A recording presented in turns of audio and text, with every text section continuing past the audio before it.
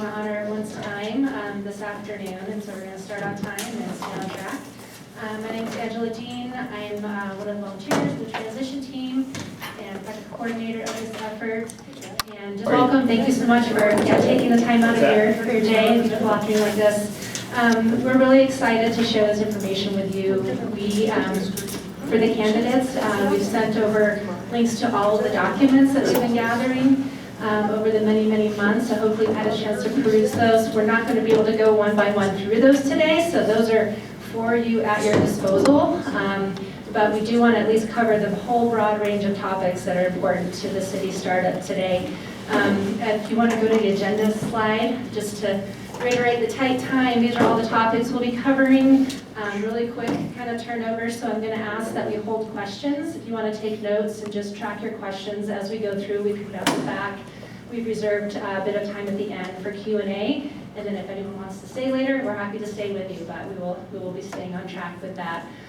Also, I just wanted to convey to the candidates that our work as a transition team will be winding down. You will be taking charge of the city and actually implementing all of the startup information.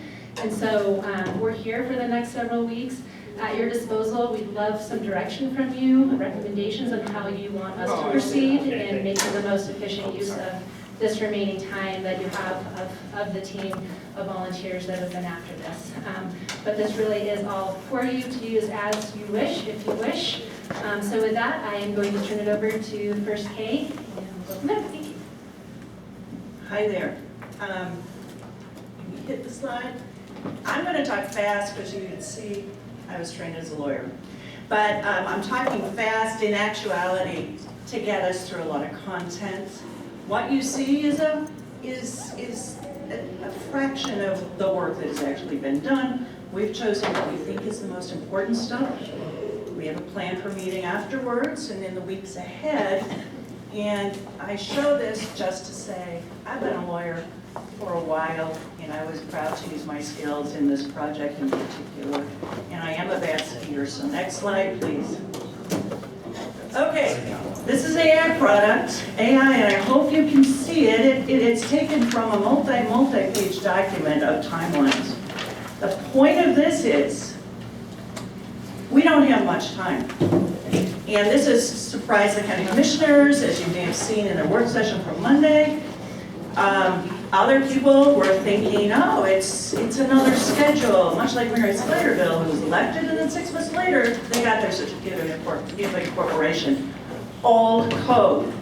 This is the new code, confirmed by the Lieutenant Governor, confirmed and reviewed along with county attorneys. And this is what shocked the commissioners, and it may shock some of us. In a nutshell, we have election day. Whoops. I can speak, and we're going to fix that out just to see if everyone's awake. And by the way, people are coming in. I want to welcome Laura Warburton, Ed Wangsgard, Chad, Don Hickman, Shanna Francis, Tia Shaw, me, Janet, Dan Davenport, Peggy Dooling Baker, and Chelsea. So we have a good showing here, all but one candidate. Charlie couldn't come. So in any event, here we go. 6 of us will be elected and then officially crowned in terms of the canvass. We will be the officers-elect then. And as you'll see in the next slide, there are filing deadlines for the mayor, who has to go file within 30 days a request basically for certificate of incorporation. And then within 10 days, short timeline, the lieutenant governor issues the certificate of incorporation. That's go day. We are then incorporated. We are then a city. Shortly after that, undoubtedly, we will be sworn in. And finally, this is the likely incorporation window. Could happen within that window so far as we know. As I said, next slide, this is a new code. Here's what the officers-elect can do after the canvass and before the incorporation date. This is from the statute. There are links that you will have online that specify these powers. But there's this window, which actually is very short, to get things in place. And you can see those listed. They're in the area of budget, ordinance, appointing a planning commission, more about that later. Contracts, negotiating. If we start negotiating on day one, we won't get the contract signed, I can tell you that. These are too complex. We have to be talking before then. We have to be prepared. And finally, you can do personnel, but get finance. More about that later. The law allows a number of mechanisms to get funding to help us operate until the tax monies and revenues start rolling in. There's a significant time depending on the type of money we're looking at. So that's why we have gap funding. It's not a negative, it's a positive. It's an enabler for us to get up and start operating. Next slide, please. This is just to show you some key dates here. I want to call it, it's not certainly all the forms and things that will need to be filed, but in a nutshell, most important, we found if we file a notice of intent to have sales tax, which of course we're going to have, lo and behold, we can start receiving it in early 26. Many cities have blown this date because they weren't ready. They have gone for months, sometimes more than that, with no tax revenue they can claim for their own. Big deal. Thanks to Ron Gleason, he's overwhelmed and impressed the State Tax Commission, and they are working so closely with it and have complimented Ron's work far ahead of any city they've ever dealt with. Next, we got to be ready with an officer-elect bundle, contracts, ordinances, resolutions, appointments. So there's a whole bundle. It's been described by other lawyers. Here's another one. Here's another one. So we're looking for our legal team to be ready with all of those prepared. And finally, this is the golden action. The mayor will get to file this notice of impending boundary action with the LG. The technical requirement is a really specifically defined map, which we just had a call this week with the county surveyor and the county GIS to get that map ready. They said, thank you for being early. They were starting to worry. And finally, once you are sworn in, you will be able to ratify all that bundle of documents, resolutions, contracts, etc., that you adopted in this interim period as officers-elect. Next slide. This is Christine. She's deferring to me for the most part, and she's also operating the camera. I'm sharing this with you. You can look at your paper you have in front of you. An accomplished executive in the tech industry, specializing actually in doing what is called an Amazon working backward technique, where you figure out what you want to do and where you want to be, and then work backwards from that to get to what you should be doing right now. So she, and where's, oh, I don't see her. She developed, next slide, vision and strategy piece when we were looking at how should the city administration be set up. Okay, everyone will want to see the budget. You have to first think about where do you want to go before you start thinking about what you want to spend, what you have to spend. Otherwise, big mistakes are ahead. You'll just have Band-Aid solutions. So I'm using here some references to two notable Utahns, both of whom taught at Harvard, who did any of the 7 Habits of Highly Effective People, or the Franklin Planner System for time management. I know Dan Davenport loves time management. So one of his habits was start with the end in mind. Know where you want to go. And this quotation actually can be applied to where we are as a city. The next is a brilliant professor from Utah who's sadly passed away, acclaimed Harvard business professor, who wrote something called The Innovator's Dilemma about how you want to leapfrog to the next stage of technical expertise and not get stuck. He's inspired some of this discussion, and of course, we have Amazon, Jeff Bezos. They start with the customer, and then they work backwards. So we can start with the residents and see what they want to do. Next slide. These are some questions, you can read them. This is in the Amazon method. Christine's genius who put these together from a resident's perspective. What are the residents going to ask? Next slide. And the answer for the type of vision that will help us answer those questions is the connected community.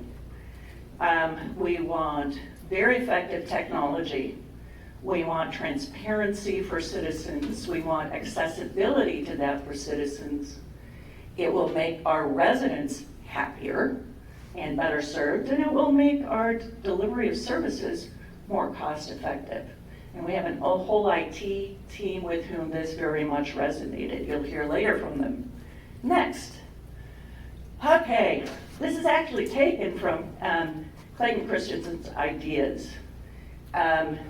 Where do you want to be? And here are we're this cute little frog here, and we're looking at how do we survive in the short term. How do we survive? And there are two basic approaches. One is DIY, do it yourself. The other is contract out, all or some. Very simple. There are variations, but really don't blind yourself. Make these choices with a view to where you want to end up. You want to be the king of all frogs. We want to be the queen of all cities, for example. All mountain cities, all small cities in Utah. And we can do it with the talent we have in this valley. We can do it. DIY, here are the risks, the points of observation, may need to be done in the short run. Outsourcing, though, may be a better resident service model. So we ensure continuity of service. It is really a model that's somewhat contemplated under the statutory framework for incorporation. There's a lot of discussion about funds going back and forth, but also de facto, every single city that we talked to who was incorporated had to rely on their county, at least to help them get started up. And even Marriott Slayerville, who's been up and running for 20 years, still has some county contracts. So that's the landscape. Let's be the queen frog here, or the king frog. Next slide, please. So the point of all that visioning is it's going to drive your choices that you will have as candidates, as officers-elect, as sworn-in officers. This is to show you we have lots of detail. You want to understand what all the work is for our teams. This is finance and administration, which I headed up. Look at the work packet. It has all the detail, all the resources, links. Thank you, Nick Dahlkamp, for driving us in this direction. So we have finance and admin work packet. I developed a somewhat messy project chart, which is a simple stoplight chart. It doesn't have the Nick magic to it, but you can look and see whether a project is green, which means done, yellow, on its way, red, we haven't started it. And I invented a new stoplight color called orange for we need the officers, we need the candidates to make some decisions, or else we may have to go do what we think is best. But we really want feedback from you about approaches here. Next, budget. On to Ron. And again, Ron styles himself, which I love, a forensic analyst. He's got a deep background in tech. He's been here for many years, and this guy attends almost every county meeting possible, so beware. He will be at the city meetings, no doubt. Do you need this? It's not a bad idea. I think just because since we're a little early on time, can we just make the mention, there are a few slides that weren't, that aren't here. I have a condenser and be over 8. No, that's fine, but will this deck also? Oh, all of this will be posted, but thanks, Kathy. I was worried about your paper supply. Okay. Right, exactly. Okay, good afternoon again. My name's Ron Gleason, been in the Valley almost 25 years. I know many of you, I don't know all of you, so I hope I get a chance to say hello and introduce each other before we leave today. Just a couple statements before we dive into some of the numbers.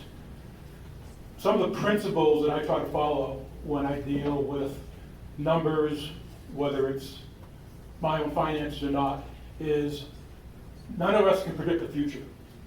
But if we have the right information, we can plan for it. We can plan for different scenarios. And I think that's going to be really important moving forward. I look at risk, try to recognize what it is, understand it. In many cases, we want to try to minimize it. Again, if we have the right data, we have, as Kay was saying, where we want to end up, we can deal with some of that. The last part, and it's really hard for me sometimes with this, is I try to approach this with humility. I don't know all the answers. I probably got some numbers and some formulas wrong, but I'm learning through this process, and I understand I'm gonna make some mistakes, but we'll recognize them, we'll fix them, and we'll move on. The budget. Before we dive into the numbers, a couple of things to remember and think about.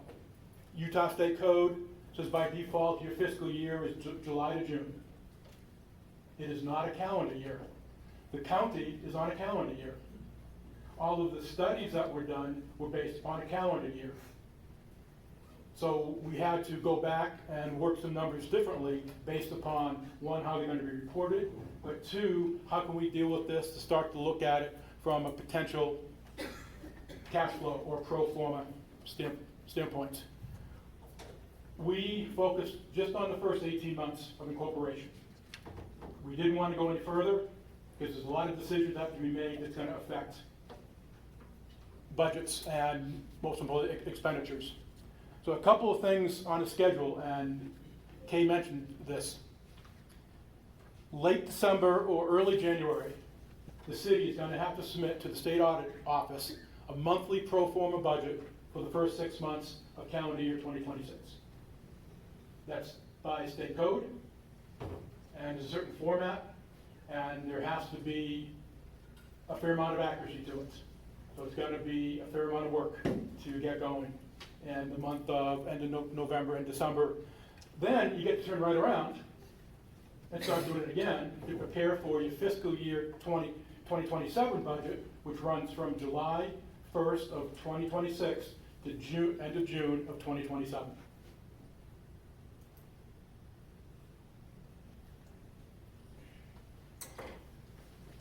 This is in the link. This is a single page budget, or some people want to refer to it as a profit and loss.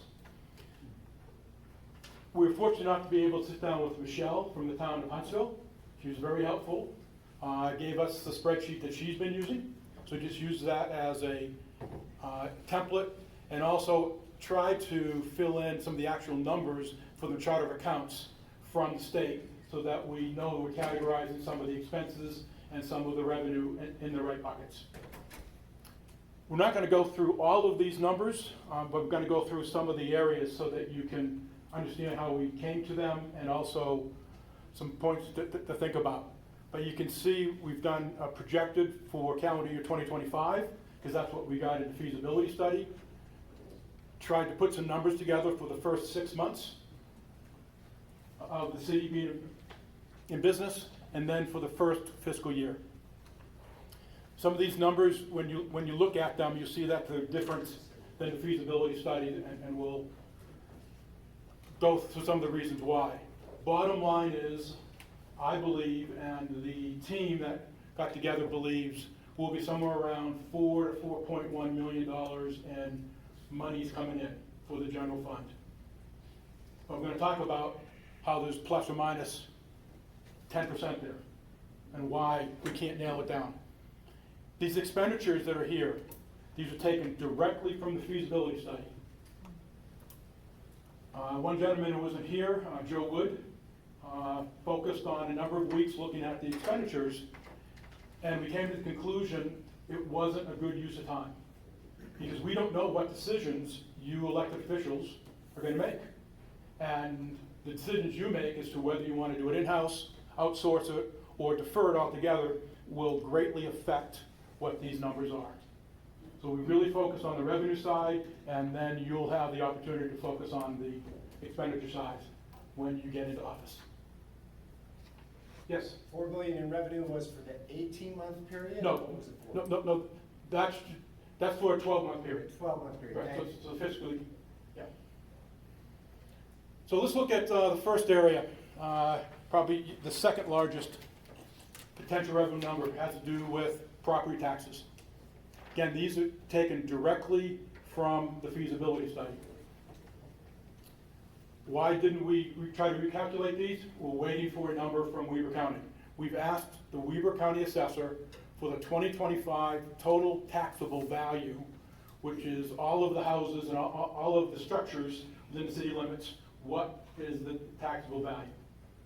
Once we have that number, then we can apply the levy to see what the revenue will be.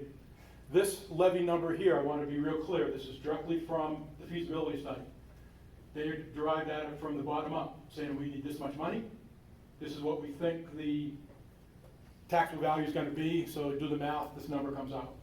If you look at your 2025 tax bill, the levy for the municipal fund, which is the unincorporated fund, is listed down there, down the bottom.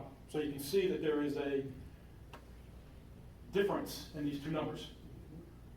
We're going to have to get this number, and one of the things that the elected officials are going to have to do in November, December is determine what the levy rate's going to be for the calendar year 2026, and you're going to have to issue a taxation anticipation notice to let people know that this is what you can expect for the following year. So again, we need some of these numbers before we can actually help with the levy rate. Is there a timeline on that? Yes, early, first couple of weeks in January, it's gonna have to be out. And also to get, no, I'll take that back. And Ron? Yes, I forgot, are we taking questions or not? Oh, I'm sorry, we're trying to hold. Sorry. we're trying to hold questions. We have any aftermath. I've got 20 minutes, I'm trying to spin through this. This is the area we spent the most time on, the general sales tax. It is the largest revenue number you'll have on your paper. It's also the one which is most fluid, the one that we have the least answers on. It will be approximately 45 to 50% of the revenue for the city. It's a large number. It's going to be around $2 million. Could go as low as 1.75 or as high as 2.2. One of the things that goes into looking at this, and one of the challenges with the feasibility studies, was that there were two paths that were taken for the sales tax. The county provided what they thought it would be, and the LRB, the people on the feasibility study, had their own way of estimating it. One of the biggest things has to do with the growth rate. The LRB study used 9% per year. That the sales tax growth rate would be 9%. That was applied by the Utah State Tax Commission, and we believe that a lot of this was left over from some of the things that we saw during COVID, during the 2020, 2021, and forward. The numbers I'm looking at on a monthly basis, and what Weber County is using for their 2025 budget is 4%. So some of the estimates I've come up with is I'm using the 4%, because that's what Weber County's used, and they had the data to back it up. This last point, I'm going to keep harping on this one. 50% of the sales tax is based upon what's called the point of sale. Either the store you buy it from, the house it gets shipped to, or even it gets shipped somewhere else. If you buy it from the Amazon web shop, warehouse down in Merritt Slaterville, and it got billed to you, the sales tax will go to that zip code. The county nor the state, by law, was able to share the detailed transactional data. So there are assumptions made on this transactional data. And we all know what happens when these assumptions are made. We believe they were intelligent assumptions, but they're still assumptions. Why is it such an issue? When we look at the boundaries of the city, we have 3 areas that we can't collect tax revenue from: Powder Mountain, Snow Basin, and the town of Huntsville. So we need to be able to strip those out, and you can't even do it by zip code, because 84317 includes unincorporated parts of Huntsville and also Snow Basin. So there was assumptions that were made of what value would actually, should be attributed to those entities. Once the city's incorporated, you can ask the state for all the transactional data. If you want to get it and start analyzing it, and you've got the resources to do it, it may be helpful. We don't know if we have the time, whether you'll have the time to do it. Because of time, we're not going to go through the different approaches that we use. I'm happy to go through those in one-on-one or in small groups at the end of this meeting or afterwards. It's important to understand, but I just put some of the numbers down from the feasibility study, and I recalculated the numbers that the county provided based upon 2024 actual numbers. You'll see when you open up your packet that there's a link to a YouTube video, which is a Monday morning county commission work meeting where Scott Park, the controller, walked through the actual 2024 numbers and showed what they planned for, what actually happened, and that's where he also came up with his 4% rate. And his 4% rate of change from 2022 to 23 and 23 to 24. So it's consistent, plus or minus a couple of 10%. So you can see the numbers here that are difference between the 2 approaches.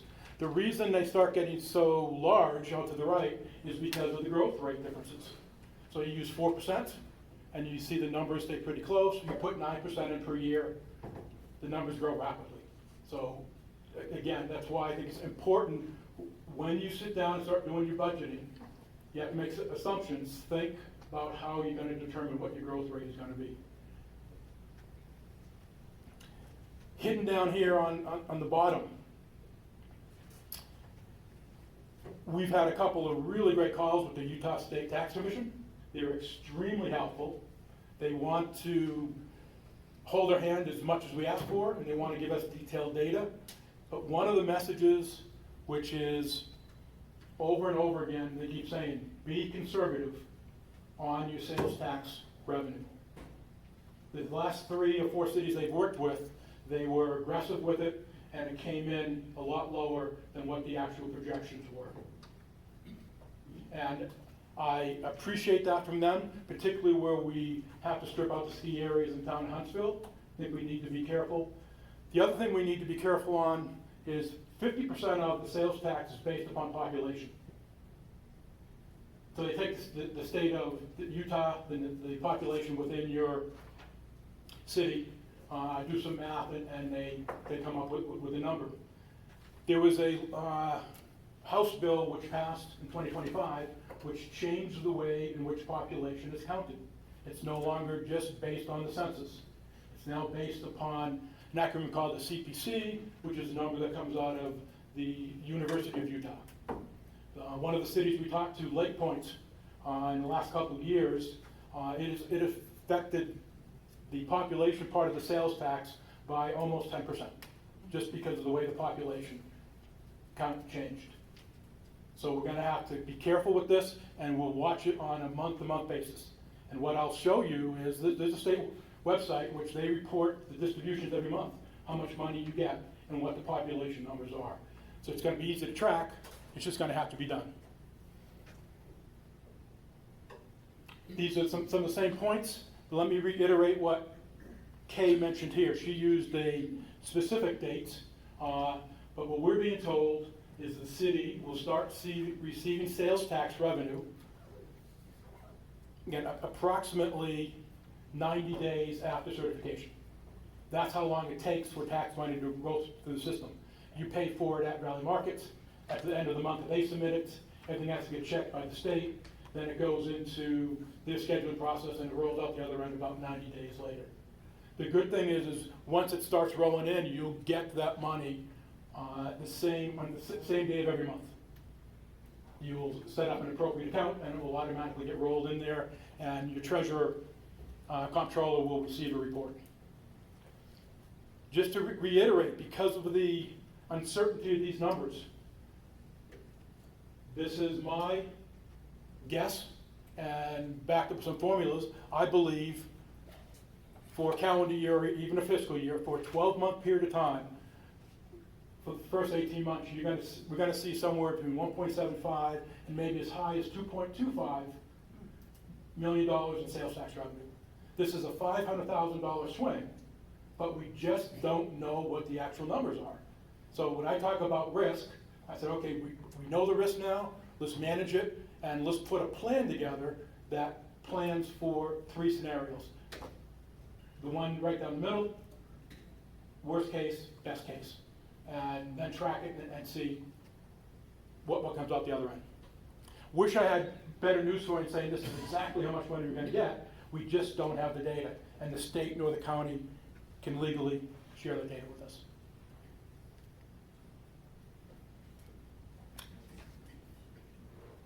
This was talked about already, and Kay talked about some of the actual dates. What are some of the other areas where you're going to get some revenue? Business licenses, and I believe you've got a detailed slide in there on the business licenses. Anybody know how many business licenses there currently are within the city limits?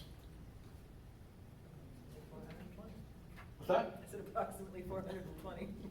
Janet was in one of the work sessions, yeah, about 420, 425 business licenses within the boundaries of the new city. And these are from people who work at home, short-term rentals, all the way up to Valley Market and Nordic Valley. Business licenses don't generate a lot of revenue. I think that I don't have that number in front of me, but it's like $30,000 a year or something like that. But one of the things we need to think about as a city is what's the workload? So business licenses get renewed on an annual basis, and it happens on a calendar year. So November and December are really busy renewing all the licenses. So most of them should be renewed with the county before the city starts, but there are some who will forget. Then there's some new ones, which are going to happen. So you're going to have to understand the process, then understand how to process business license, because we want as many businesses as we can get. Building permits is the next one. Building permits is a relatively large number. I believe it's somewhere right around $900,000 looking for calendar year 2025. Building permits, when I first looked at it, it's like, wow, that's a lot of money just for houses. But it's not just for someone building a house. If you put a shed in or you put a pole barn in, you need to get a building permit. If you're going to re-roof, if you're going to remodel, you have to get a building permit. The cost of that building permit is based upon the value of the project. So you'll see, I believe it's in the handout. If not, it'll be in your packet. I copied and pasted in there the ordinance that shows what the cost of a permit would be based upon the value of the structure. And the average cost is somewhere around $6,000 or $6,500 for a building permit. If you're building a $1 million house, and it goes up from there. Impact fees. This one's real important, but want to make sure you understand impact fees. There are very strict uses of these. The state says if you collect an impact fee for a trail, you can only use it for a trail. Same thing with road, same thing with stormwater. Impact fees only get collected if a permit for single-family residence gets issued. So you don't issue any building permits for a house, you don't get any impact fees. Impact fees have to be spent within 5 years, or 6 years. The other thing about impact fees is there is accrued funds at the county. At the end of 2024, there's approximately $2.5 million of unspent impact fees across roads, trails, or stormwater. State statute says the county may transfer those impact fees to the new city. They don't have to. So it's imperative to continue to build good relationships with the county to try to make sure you get those funds. B&C road funds, whenever we buy gasoline, there's tax on it, that's collected by the state. The state then distributes that to the municipalities, either counties, cities or towns, and it's based upon the number of miles that you have. We have approximately 100 miles of roads in the area of the city. This is a substantial number. This is somewhere around $700,000. We're talking to UDOT already. We're talking to GIS at the county to make sure we have the right roads, we've got the right numbers, and UDOT's asking us, please do not double count these roads. Don't submit roads for the city and for the county. They're going to get really upset if both entities try to collect revenue for the same roads. So we're going to work closely with that. The nice thing about the road funds is they get distributed every 2 months. So if we get our paperwork together, we get it submitted before the 20th of February, we'll get a first check, which should be somewhere around $125,000 sometime in March. And the distributions and how it works and everything is right on the UDOT site, and it will be in your packets. Couple of other things you can think about. Some people said in the feasibility study says, are there other areas for revenue? A city can implement a municipal energy tax if you so desire, up to 6%. Same thing with telecommunication tax. You can go up to 3.5%. Does anybody look at their gas or electric bill now? Or do we just auto pay them? Yeah. We are currently paying a resident 4.4% sales tax to the state for the amount of gas or electricity you consume. The businesses are paying 7.25%. If a municipal energy tax is implemented, it will be additive. So if you say you want to do it at 6%, which is the maximum, an additional 6%, our resident will now be paying 10.4% on their gas bill. Most cities have implemented this. As elected officials, you've got some decisions to make. The one that I think is a no-brainer is a transient room tax. All the short-term rentals, hotels, Airbnbs, and that you can put together a ordinance and you can collect up to 1% in a transient room tax. That's the maximum a city can implement. The county can do 4.5%, but a city can only do 1%. We've talked, I think I've hit upon most of these here. The last point,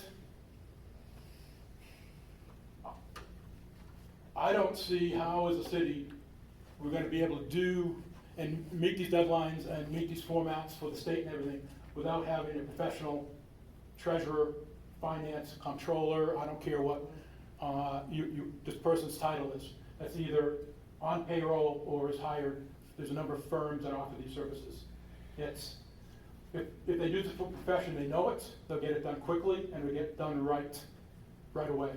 I think the sooner that resource gets identified and online, the easier it's going to be for everybody and will minimize surprises. And that's it.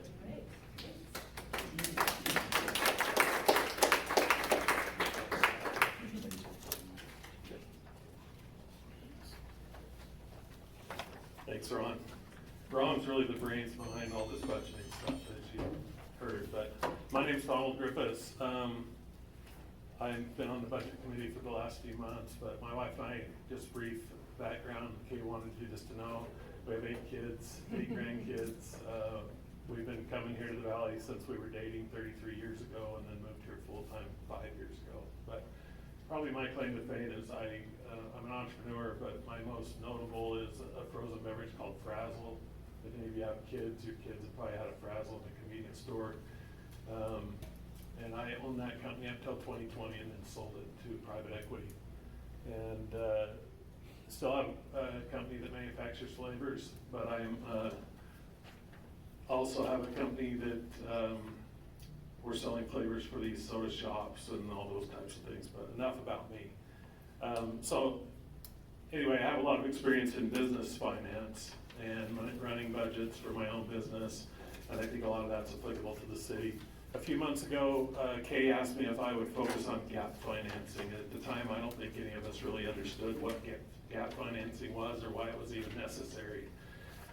Ron's very careful about the way he says things, but if you followed him much, I think most people can pick up that perhaps the feasibility study overstated income. Hopefully they overstated expenses too. We don't know. Also, if you followed him much, there you can see that there's at least a 3-month gap between income actually coming into the city. So, you know, if you just take simple math and assume that the city's gonna spend $4 million out of the 4.5 income that's there, which is probably not reasonable too, you probably have to spend more than that. You know, you could have $350,000 a month for January, December, or January, February, and March, that you have to cover those bills, but in reality, it's gonna be bigger than that, because if you look at those expenses on there, the largest expense on the budget is snow removal, and we become a city in probably the biggest snow month of the year. So we have January and February, and some in March that will need snow removal. So nobody knows how much the gap financing would be. If I had to take a guess, I'm guessing we're gonna be around 1.5 million in gap financing. We won't know that until we look at it. One, you decide for sure on a number that you agree on the taxes, and then start working on the expenses. So why is gap financing needed? That's why. It's because we're starting, for my lingo, I'm starting a business on day one, no income coming in, but a lot of expenses going out. The good thing is for the city is there's a path to show where the income comes in. Oh, I might mention also another reason for gap financing is, if you're not aware, property taxes are paid in arrears. So your property taxes you pay in November this year is actually to reimburse the county for money they've been spending previous to that. So we'll become a city in January, but we won't receive any property taxes, which is plus or minus $500,000, until December 10th is the day they pay that out to the city. And so that's another need for gap financing. So we have all these operating costs. We have an initial startup. We're gonna, in between now and then, we're gonna have attorneys engaged working on budget and counseling and drafting agreements and bond agreements, and those attorneys are gonna work pro bono, but the minute we get our gap funding is when they wanna be paid. And so there's a lot of those types of things. And so what are the available options? I've met with, over the last couple of months, 3 different groups to talk about gap financing. Zions Bank actually has a municipal department that focuses just strictly on helping business, or helping cities with their financing. Zions Bank will act as a consultant to the city or a lender, but they don't do both. So if you use Zions Bank as a lender, you have to go out and get somebody else to be the consultant. Or we can use Zions Bank as a consultant, and they'll help us go out and find other banks to loan the money. I've met with Carrie Wallen, who lives here in the Valley, who's the president of Golden West Credit Union. Golden West Credit Union doesn't do a lot of municipal financing, but because the president of the bank lives here in our town, he's very interested in financing the city. And so obviously he would need a consultant like Zions Bank or someone to help, guide them through the process, because there's a lot of legal things that need to happen. One of the tricky things is on January 1st, we might get our first gap financing, which is those tax anticipation notes that's mentioned on here, which the most common way to fund through gap financing are these tax anticipation notes. one of the challenges, it's a 3 to 4 month process from getting these banks to review it, for giving them a budget to approval. So if you look at a calendar, we're pretty close. We've got to get a budget nailed down soon, and we've got to decide who's going to be the advisor, and then we got to go out and start figuring out the banks to work with to do this. Because have any of you ever secured loans like this from a bank? It doesn't happen fast, and they take their time. And LRB, who we met with last week, basically told us to expect on 3 to 4 months to get it done. So that's a challenge. You're not just gonna walk into the bank and have them give you these loans just right out of the bat. There are some statutory limits. If we get a TANs on January 1st to cover the first 6 months, state law says that has to be paid off at the end of the fiscal year, which is June 30th. So obviously that's not gonna be possible either. So then you have to play a little bit of games where you have to have a second TAN set up to start on July 1st. You have to ask for a grace period to pay off the prior note, so that you have a 2 or 3 day overlap between paying off the old note and getting the new note. And so obviously, as Ron said, in order to do this, what the bank's going to want is they're gonna want a detailed budget that shows all the revenue, all the projected revenue coming in, all the projected expenses going out, and by month, and then they will loan on the deficit. State law allows them to loan on the deficit. The challenge is really figuring out what that deficit is, but I think with the income side, for sure, Ron has a good handle on that. And expenses, hopefully we can nail down over the next little while here. So gap financing is a challenge. Of course, there is the piece I haven't talked about. There is the piece of getting the county to cooperate, perhaps transfer over some funds that they've got in funds that were collected on our behalf, that maybe if we can get on the good side of them, then they'll give us those funds. But as Ron said, they may do it, but they're not obligated to do it. Unfortunately, with the situation with the county right now, feelings are still pretty rough, and you've got some that want to help and others that don't. And they could just say, we're not going to help you. And so we have to be prepared for that too. So if any of you have good relationship with someone in the county that can start working on that, we need to work on that. So next steps, formalize agreements with the county. We need to figure out how much money, how much financial assistance the county is gonna give us, how much they're gonna help us. We need to engage an advisor to help us through this process. It's not something that you can do on your own. LRB, who did the feasibility study, can be an advisor. Finance Bank can be an advisor. And then as soon as you have authority, then you have to authorize the tax anticipation note to be done. The good thing is the banks will work through knowing that we're on a path to become a city, and they'll work through all the processes so that as soon as you're sworn in or have the authority that you need, then you can get the note. So it's not like we have to wait until we're done there. And then the most important thing is these gap financing is not a long-term solution for the city. The advisor that I talked to at Zions Bank, he says most cities are working themselves out of gap financing in the first 3 to 4 years. So that means you gotta spend less than you make so that you can eventually put in reserve this $1.5 million that we're borrowing up front to start the city. And so that's a budgeting issue where we have to make sure that we have a long-term strategy to get ourselves out of this financing tool and put enough money in the reserves so that we no longer need it. So that when January 1st comes and 3 or 4 years from now, we've got enough in reserve to not need gap funding. So anyway, thank you. Hey, can I ask a quick question of you guys? Have you begun putting a calendar that backs from January 1st to these important events? Is there a master one out there? Yeah. There's- We're in the process, but we could use help. Yeah, no, but, Yeah. so, okay. As Yeah. long as, We're I'm I'm sure you guys been thinking about that, What- these key dates. We're getting some of the timelines. for What the it seems time. like, Yeah. Don, is every time we have a meeting with somebody else, there's more timelines that we're not aware of. Right, it's Yeah, mind numbing.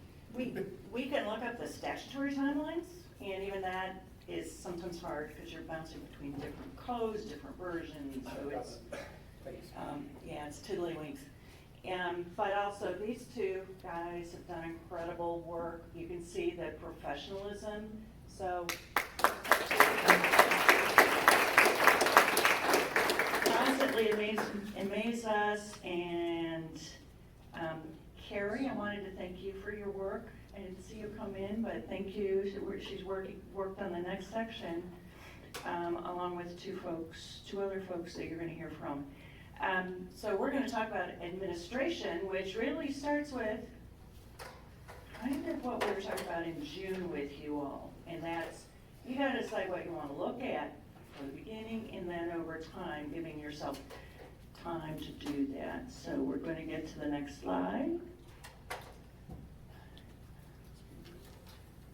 Okay, I'm not gonna go through all of this, and you will get the full deck sent to you. So hopefully, you know, some of the key points you wanna take notes on, you have paper of, otherwise just listen and be comfortable, it's available to you. This is just describing the expansive duties a city takes on under the Utah State Code. It's broad. There are other optional things we can take on if we want, like water sewer. Who wants to do that? No, not right now. But still, we need to understand the water environment, the sewer issues around here. So it's quite comprehensive, and it really shapes what city departments look like. So next slide, please. And this is just a reminder, there are various versions of this floating around, but the important thing is when you look up the code or you're reading the wonderful guide of duties and responsibilities authored by the Utah League of Cities and Towns, if you don't have it, you should buy it, and we can tell you where to get it. This is a good summary of, you have to be sure you get the 6-member form of government and so-called weak mayor. Why is it a weak mayor? Well, we hope, we'll have a strong mayor, but it's a weak because they're really kind of first, or maybe not so much first among equals. They're essentially like a council person with more focused duties. You can see the duties there. You can see they don't have all the powers that a council person does. They don't get to vote except for a tie. They can't veto. So this is a structure that the sponsors embrace because it's a common structure for starting off, and it really, really drives collaboration from the get-go. You all are gonna have to work together and compromise and see each other's good points and move forward together. One thing that is really key, and this was from the League's book, they call out, supervision of departments. The council can really operationalize the council members and the mayor itself. They can give them operational duties. And for those of us who have been working this organizational angle, that's the key to starting up a city without having to hire staff. We have some org charts that Kirk will talk about later that really takes that to the next step of how will that work. And next slide, please. We think it's a necessary step to get up and running. It will be shown in some of these organizational models that we developed. This is what you think of when you think of an org chart. And our first effort as a team was actually, let's put an org chart together. And this was, I think, Angela put it together from Uinta City. It's some city. And you could see a mix of staff and outsourced or retained services. It's not possible at startup. You just can't get there. Maybe that's where we want to end up, but it's going to take a while, surely. So next slide. This is something in between. This is a hybrid model where the council may decide, we want to have a lot of outsourcing, but we sure would like a city manager. We sure might like a recorder. Maybe we want a planner on staff. The bullets here talk about much is outsourced, but in every city we talk to, they have different views of who you want to hire first. And the most notable, which is really interesting, try to hire early. You get people you don't necessarily want in about 6 months or a year. Lake Point talked about, gee, we thought we could get this good clerk, a local person, capable, and it's been very difficult for them. They're ready to upscale and really get some more professional staff, and it's very hard when you just hire to get by. That's why if you want someone for a short term, you don't hire them. When you hire people, it cascades costs and creates more difficulties down the road in making personnel decisions. So you decide, who do you want first if you want to hire someone? If you wait a bit, you might know that better. And if you wait a bit, you might be able to attract really tremendous candidates for these jobs who can see a brilliant career path ahead of them. So you'll have more leisure if you hold off a bit on actual hires. Next slide. Now this is the robust outsource model. This is a fancy chart showing the model Kirk's going to talk about, which is more elaborate. It shows, using what that comment from the League of Cities and Towns said, you can appoint operational duties to everyone who's elected. And in an outsource model, what they would do is each take a bundle of work and essentially be the contract manager for the outsourced work regarding that bundle of work. You know, it doesn't mean you're gonna be out shoveling snow, maybe not unless you're Abe, I don't know. But, you know, it's how to operationalize the officers at the get-go. And also, there can be some training among officers. I've even thought maybe there's someone who just doesn't have the time to manage contracts. Well, that person might be able to bargain or persuade the council, you know, maybe someone else will want to take on a particular job or duty. So, you know, this is up for all the electeds to figure how they, if they adopt this model, how they might want to roll with it. Next. Okay, this is Kirk's slide, and Kirk's about to join us, but I wanted to show this. This is a version of that says candidate seats, which Kirk will talk more about momentarily. But it shows a possible distribution of duties among each of the elected officers. You know, this is gonna be what the electeds think is the best way to manage. And you see some common bundles of duties here. You know, it's common to get, you know, legal and HR together, finance, those are kind of the nuts and bolts creating management stuff. There's some other fabulous work. We cannot underrate the importance of getting communications and how that will be received by the public. There will be an immense job to get that done, especially a startup, along with IT. So, next slide. Here's the guy. You can read about Kirk. You may have seen him driving his tractor over on the road, but he has a diverse background, you can certainly see. He's been working with the admin team, but also we really wanted him to talk with you. He's been in the C-suite, as they call it, CEO, you know, CFO, now there's a CHO or CHR, you know, the top echelon of the very top managers of corporation. He's worked in the ski industry. He's now an advisor, a consultant to a number of companies. He's seen a lot of companies through their startup phase, and he helps bail them out when they're in trouble. So Kirk, do you want to jump up here? Yeah, actually. Does everybody hear me? Yep. Okay. That's what my wife says sometimes I talk too loud, but I would like to not get up on the stage if I can just Is it your be right niece? here. And, yeah, it's my knees, I'm not sure I can get up there. But anyway, I'd just like to start out, and what do I have, 10 minutes here or something like that? 20? We gave you as much as you want, and then we can roll into the panel. Yeah. We know you like to talk. Yeah, well, I like to. You have a lot to say. I like to also keep things short and sweet, so. Yeah. I came here to talk to you guys today from a corporate situation about how you're building a business. Because you're all aware, obviously, right, that you're building a corporation.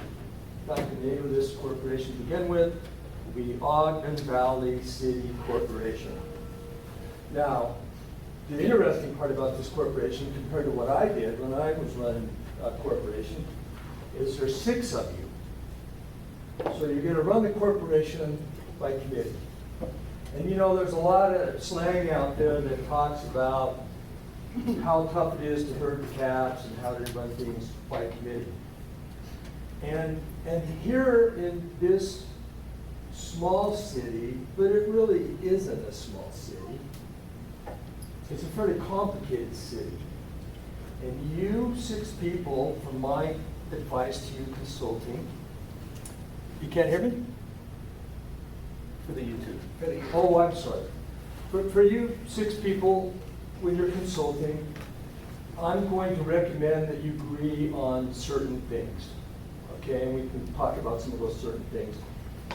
And I think you can. And when you can agree on those, and when you don't go down the rabbit holes, where you don't bump priorities that are nice to have in front of need to haves, you'll be able to get a lot of stuff done. You saw a budget, okay? You all ought to have in your mind right now what that budget says. You're somewhere around $4 million to whatever, 4 or 5, and your upside and your expenses are somewhere around, 4.1 to 4.3 and 4.6. You're upside down. You know what you have to spend. You look at that feasibility study, and when you get into outsourcing, and I'm not going to beat around the bush here, as somebody who's here to give you my advice after my research, and you can do something different because you folks are going to be the ones who decide. You 6 are the deciders. But when you decide as 6 into making the right decisions in the macro, and leaving the little micro things by the side and dealing with them later, you'll get this city up and running. It is not impossible when you start a business to fail or to get in trouble. In fact, I would say it's the norm. My businesses were in the ski business, but they were complex. They were international. Product line, the financing, the exchange rates, tariffs, surcharges, duty, timing to get product from one country to the other, distributors in some places, subsidiaries in other places. There's a lot of moving parts.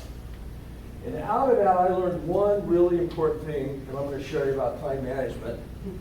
And you're probably going to laugh, but it's really important. Never do today what you can put off until tomorrow. That's a fundamental deal because you have dates and you have things you guys need to do, and you need to do those things. And if you've got something that's down the road, that's okay, but it's down the road. And at some point in time, that'll move closer to you and it'll get done. And that's, if I gave you a little bit of good advice today, maybe that's one of the good things that I would say, okay? I also think you're going to need to move things along in a macro. We had a slide earlier about that. What does that mean? And Jan and I have talked about this. I'm just going to give you the example. I've been helping her with her planning and zoning.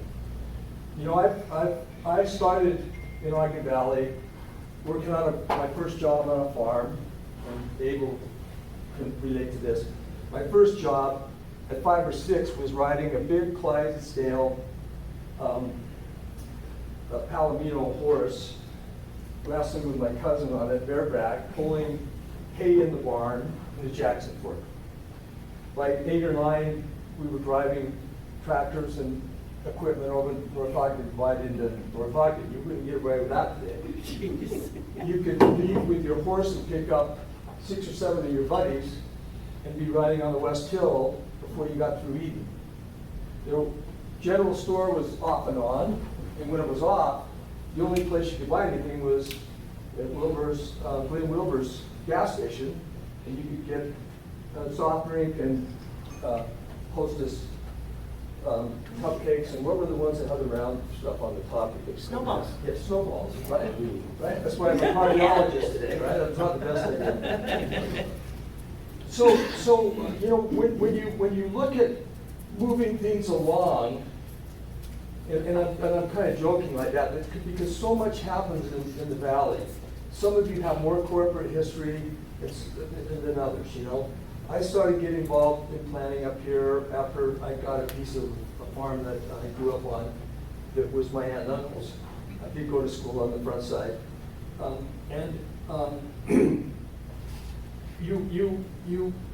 been involved in the planning and zoning since Craig Barker, who was one of the planning commissioners in the mid-'80s. We've been managed the county with something called the Management Objectives of 1984, okay? When you get to planning and zoning, and this is an example, you're gonna have to do this with a lot of things.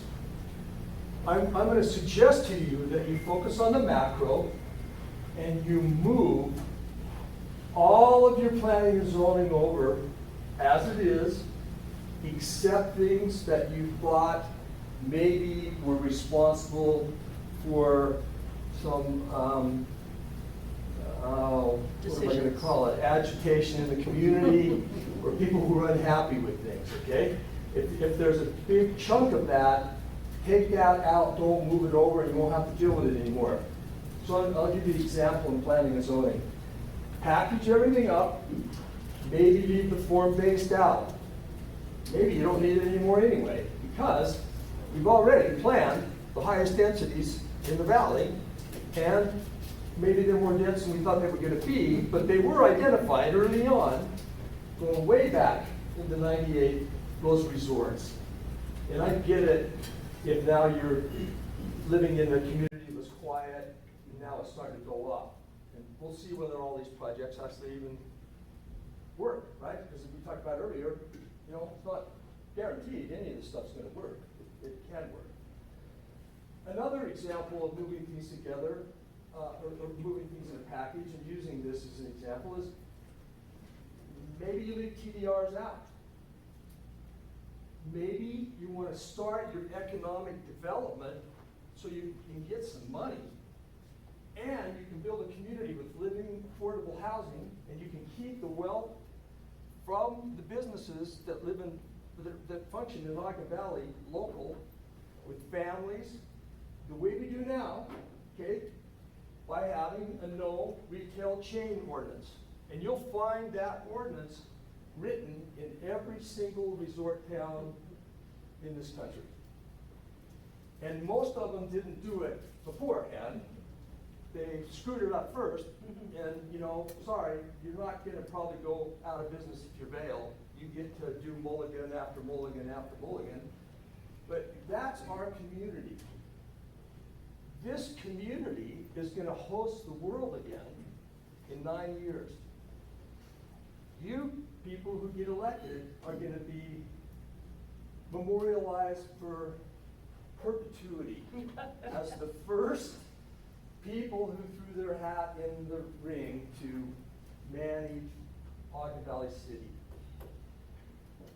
Personally, when I see people talking about, maybe we ought to call it Pine View City or the Tree City or whatever, you know, is that the fire money closest to your feet before you get to office?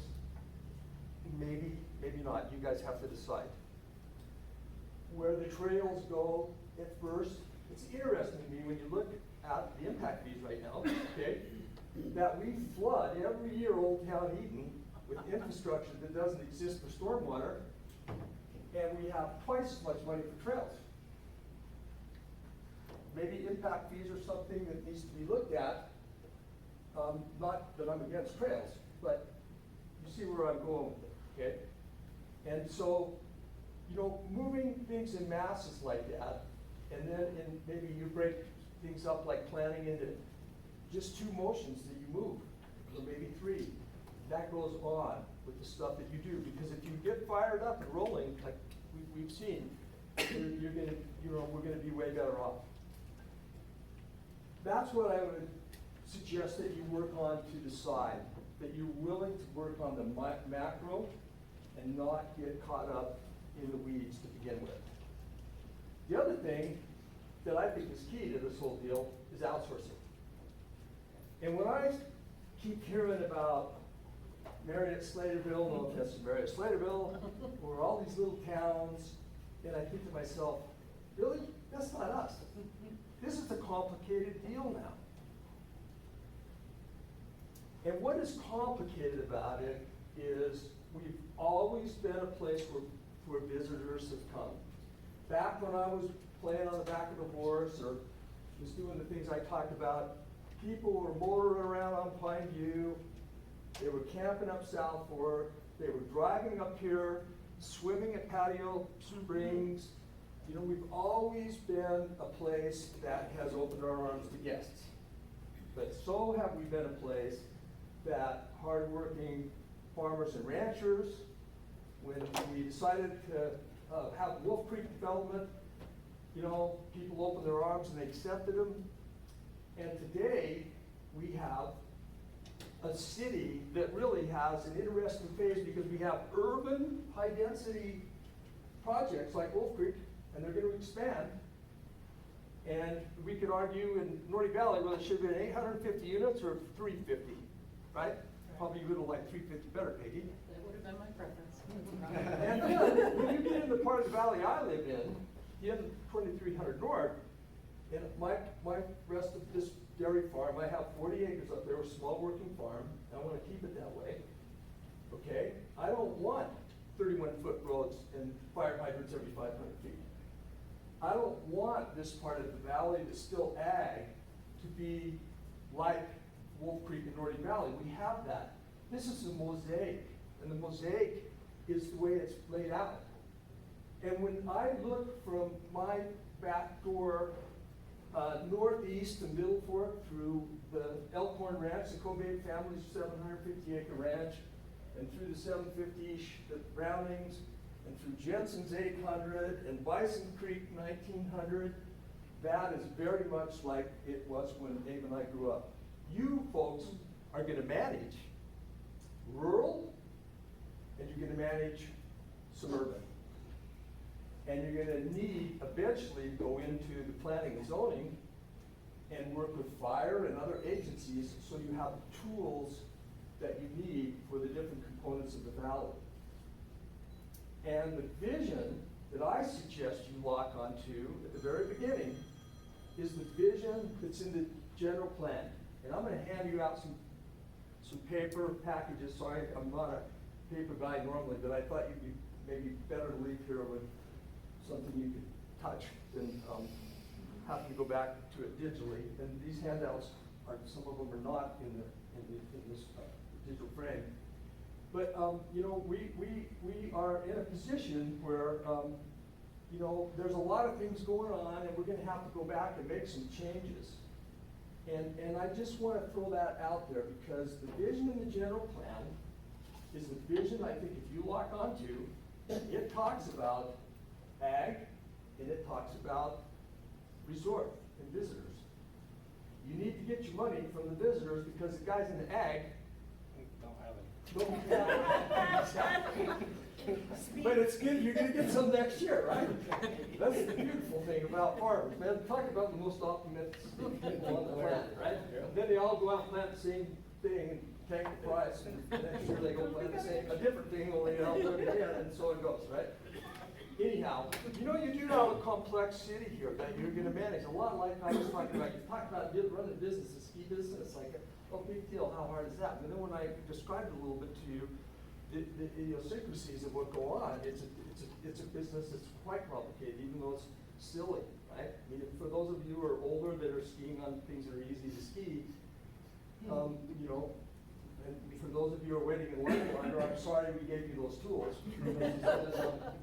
It's been making the lines longer. But, you know, I like Basil's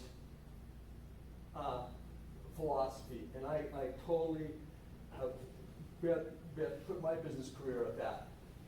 Put your customers first, figure out what it is that they need and provide it to them, do a good job to meet or exceed their expectations, and you'll be successful. And when you're selling something, if you can really do that well and play in a championship game, which we did, well, so that's when I was involved in building Solomon up and worked with what I call the old man, George Solomon, over in France, kid just off the farm, first time over the ocean when I got the job, to what we did at Marker. You know, it's really hard for people to be unhappy and take the business away from you if they are in fact happy. They want to give you more business, right? You can't force people to like what you're doing, but if you do what people need, and sometimes you have to convince them what they need, they don't know, right? We all love pathways. Do we really want to flood out because we don't have enough impact fees? Or do we want to, you know, kind of put things in balance a little bit? So that you know, that macro movement, and you guys, none of this, by the way, is political, but it is tough to get 6 people to decide. So I'm going to give you a packet, and I think we're going to take a break here. We're going to do, Questions? we're going to After the do, questions, sir. are you ready to get the panel set up while you pass Well, the I'm just going to microphone? say, I just want you guys to know, I'm going to give you some packages here that will illustrate what I'm talking about. I have a package here that talks about, and I don't mind saying this, the weak mayor form of government. I talk to every sponsor and encourage them not to pursue that form of government. I thought we should have a real strong mayor form of government and somebody running the business. And I joked with Don and Shannon a minute ago, you know, the great thing about running the business is you're the decider, right? You get paid to decide, you get paid to make a plan, and if the plan isn't working, you better change it, because if the money isn't there, at the end of the day, you know, your company's gonna go away. And if a company goes away, it's painful. People have kids in school, and they're buying houses and cars, and before you know it, you look around, and that gun is so at your temple, and you guys have that gun at your temple a little bit here, and maybe that's a good thing, because I think fear is one good motive there. I don't know about you guys, but how I grew up, if you popped that clutch and knocked your, when you were a little kid, you had to stand up to drive, and you threw the guy out the back of that haystack, you suffered a consequence for that, right? Immediately. This is you at 8 going over the divide. So you know, I'm trying to put a little bit of levity in here, but you guys kind of get what I'm saying. So you'll see some of it is AI generated. I edited. I'll hand you a handout on the weak mayor form of government. I'll hand you a handout on what the weak mayor's responsibilities are, what the council responsibilities are, what a city manager's responsibilities are. I'll give you a quick opinion. Take the departments, run them, same way kind of county, some of the county, because when you hire a city manager to run everything for you guys, boy, that's gonna be a fun job. Now he's got to have 6 bosses, 6 people lobbying that manager, and you'll end up with something that you may not want, which you all can agree on, or I don't think any of us can take that vision of the general plan and say we don't like that. So I have a 2-page document I'll give you, and one of them is in deep blue writing what the vision of the general plan is. It's only, you know, a paragraph on 67 pages. And I think that can unite you. The other thing I would say, you need to outsource. And outsource to me is to Weber County. Outsourcing to somebody that doesn't have the corporate history, and doesn't understand what's happening, is not going to work out too good. I just got red flag. You just got red flagged. Okay. So you're going to need to work with the county, and you folks are going to have to de-escalate some of the tension. And you're going to have to give them some contracts, I'm suggesting 5 years, because certainty and sustainability are important for business. And they're not gonna wanna do something now. Once you get all those things set up in there for 5 years, and you have a cost of living increase, and all of a sudden inflation goes up 10%, you might save money. So you need to think that through and try to realize, how important things are and where your resources are. Just think of the website. Go to the county website and look at the departments and how complicated it is. They spend $1 million a year on that. You need that website. You need to make good with the commissioners, and you need to move this business forward. Okay, I'll hand these out when we take the next break. We now have a panel, and then right after that, we roll into a pretty good time break. I think it's 20 minutes. So, yeah, we're clipping along really well, right on schedule. Thank you for the stop notes. Christine, and we'll need another chair. Don and Dan, and Kirk are all going to be on this panel. I'm going to be kind of moderating. And questions primarily from the candidates, but then the crowd will be welcome to join in, definitely. Let's try the candidates first. Do you back in the back row want a microphone? Yes, I think so. And I think it's good for the recording as well. Okay, so let's go on and talk about this outsourcing idea. Christine, you want to come over here? Kind of Kirk's last point, and go ahead, and any other thoughts about outsourcing or any of the models, the hybrid or more the traditional model that you'd like to observe. Christine was on the administration staff, so we did a lot of this discussion. Oh, any thoughts? No? Thank you. Okay, they just got their pictures taken. Any questions about any of these presentations? Sure, here's Dan. You bet. So one thing that was brought up was the need to start trying to create contracts right away, which I totally agree with. But how do you do that when you don't really have any authority? There's currently 12 of us.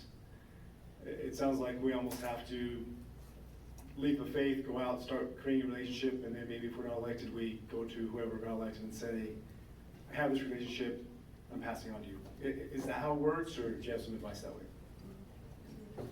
The same for gap financing too. Yeah. It's the same for retaining lawyers, yeah, outside. Decisions being made. So the question is, how do you begin to move into outsourcing contracts? So I think the county wants to see who gets elected before they sit down for a face-to-face. So think about it a little bit like a traditional presidential summit where a lot of work gets done before the two presidents get together of two countries and then come up with whatever that's kind of already been decided, right? So I would suggest that you look at the expense budget, because that's how much money you have, but really not. And take what you know, take that amount of money, and then put together a little P&L for every single department you have, snow, etc. And that means how much that you're going to spend, and what that allocation is from the 4 million-ish to 4.5 that you're going to allocate to that particular, and you'll find those in the feasibility study, right? And then build a template where you can kind of fill in the blanks, and you can use that template for fire, sheriff, snow, computer, IT, etc. Okay, you could even use planning, but you need a planner that doesn't have perhaps a brand associated up here, so that's a possibility. Then go in on a win-win negotiation standpoint. put some cards up on the table. This is what we've been paying, and objectively, talk to somebody about, you know, why you have the money that you have in there, which is, to the county, exactly what they've been spending. So now we have a city, there's no more people coming here, that we haven't grown, same city was, you know, on the last day of 25 compared to, you know, February of 26, and begin to put those things together. So you guys could, as candidates, work on something like that. I'm available to help. You know, Ron's here, other people are to help you. I have templates and business models that we can do, and that's how I suggest that you start thinking about it. And I suggest you all know off the top of your head what your budget numbers are. And you know, what these individual outsourced departments that you're gonna be responsible for. I just pulled those out of the air because I thought those were fairly fair in equity as far as how much time it was gonna take people. But Kate changed those around, and you guys could change them around too, but you're gonna have to divvy up the work, and maybe you just start working on something down and you share it, Yeah. right? And the other thing is, how do you start contracting? I mean, that discussion of preparation in advance for someone, that has to happen starting now. If you watch that charming work session on Monday, you know, the lawyers are often the law pros you do what needs to be done. And Weber County Attorney Chris Crockett got approval to go ahead and start developing a template. And we have had discussions with Chris and with other executives in the county for getting data and cooperation, but we go through a single point to do that. We don't want to have bombarded them with lots of confusing calls. So we're trying to manage that flow respectfully. Okay, I'd just say on that same subject that you gotta remember all these subcontractors that are, they're in it for business, so they're in there to make money, so they're gonna try to do what they can to get the job. When I called Zions Bank, they didn't really care if I was a citizen or who I was. They were just glad someone from up here was calling them and wanting to talk to them about possibly financing the city. And so you can progress that all a long ways. I've actually already started writing some proposal requests, you know, to where we could send out and get proposals in for people. It's all done on the pretense that, look, the city council hasn't been elected. It's gonna be a while since they are, till they are, but any of these subcontractors are anxious to be able to do. I've got a friend that's an insurance guy, and he's like, hey, if somebody will just tell me what I need to bid on, I'd love to take it to my providers and then put together an insurance proposal. Golden West Credit Union has an insurance department. They've asked me the same thing. So I don't think it's necessarily about authority, as long as you set the groundwork with them to say, look, we're just doing the pre-work. It will ultimately be their elected city council's decision to decide if they accept your bid or somebody else's, but we want to get all the bids lined up so that they're elected, they can make a decision. The packet. Ron, did you want to say something? But to do what you just suggested means we've got to activate all of our candidates now, not after the election, but there's some divide and conquer and really hands-on activity that has to start taking place. So I don't know how you were going to facilitate that, but maybe you guys have some ideas on how to get that rolling. Yeah, we'll reach that at the end of this afternoon. There are some good suggestions. Janet? It was actually, I made a comment of that, not a question. Yeah, you know, Well, I was we'll just all gonna- need to be working together. Right, I was just gonna point out that while we don't have electeds, everyone who will be elected is part of this. Yeah. So, 1 out of every 2 is an actual person that will be making decisions. So if we all work together, and if there's consensus, that would be great. If there's consensus, we can actually make decisions. We can't necessarily activate them right now before the election, but we can know what the decisions will be if we have consensus, because every elected is part of the group. Right. Go ahead, Shannon. And that's, Here, just a minute. that's the point that I wanted to make. We have to know what we want before we start even trying to feel, understand what's fair, and then know what you want. and then start building it before you start going in and. Yeah, that's that vision piece. Yeah. Can I comment on that too, Shadow? I'd just like to comment on this too. What I'm asking you to do is to make a decision that you'll work together on a macro. If you can't do that, then later on, you're not gonna find that you can move important things forward. If somebody is not willing to move, I'm gonna keep using the zoning ordinance, if somebody's not willing to move the zoning until they go through line by line, even the 1956 ordinances, that tells you that so far, somebody in the county either loves the 1956 campground ordinance in Ogden Valley, or they just looked at that and went, we don't have time to deal with this. That's right, so there. And so that's what I'm asking you to decide to work together on. And then if there's things that you disagree on, like outsourcing, better come up with a different idea that makes sense. And come up with the money for it, and explain it to your fellow council people and the mayor. I want to make a comment also. So, Shanna, what you just mentioned is what's on my mind from a strategic planning point of view. And I don't know what the appetite is for all of you to participate in a visioning session, but it is something we could do collectively far in advance of the next election and set some priorities, going back to, I think, something we all agree on. Your decisions are based on the vision, the priorities you set. But that exercise, to make it effective, has to be incorporating everybody. And because the beauty of it is the shared vision part.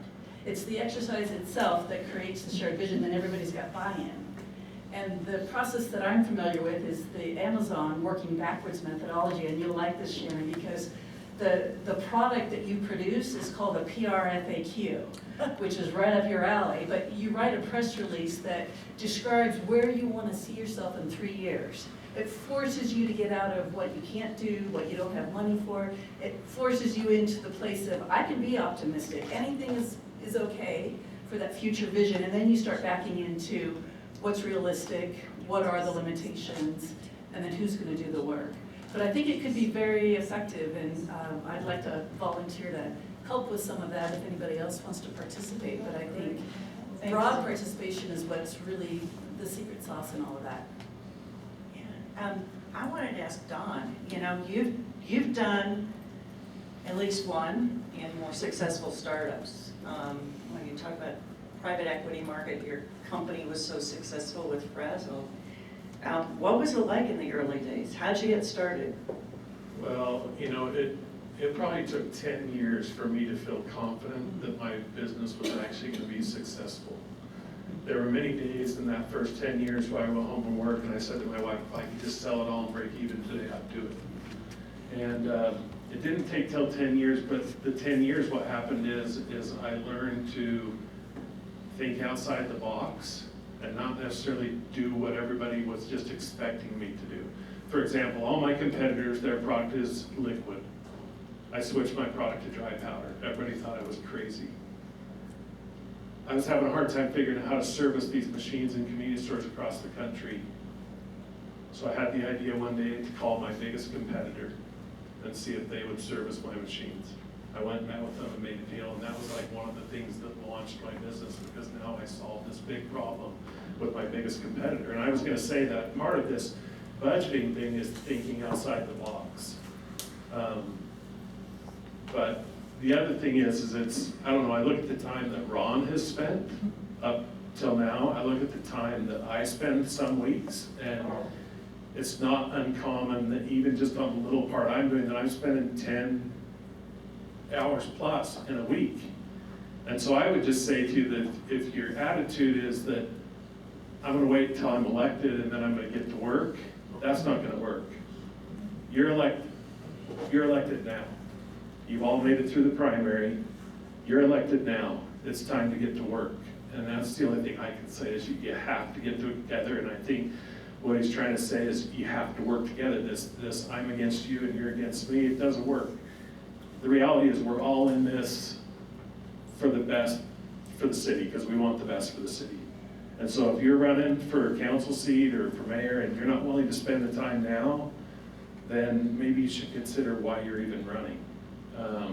Because it's time to get to work now. And I think that's kind of the attitude of a lot of the people that have volunteered is like, look, we've volunteered, we've spent a lot of time, we've sacrificed a lot of our own time. Now it's time to pass it to you, and you have to take it from here and start making those decisions, because we can only get it so far, but it has to be passed to the people that can actually get the work done after the decisions are made.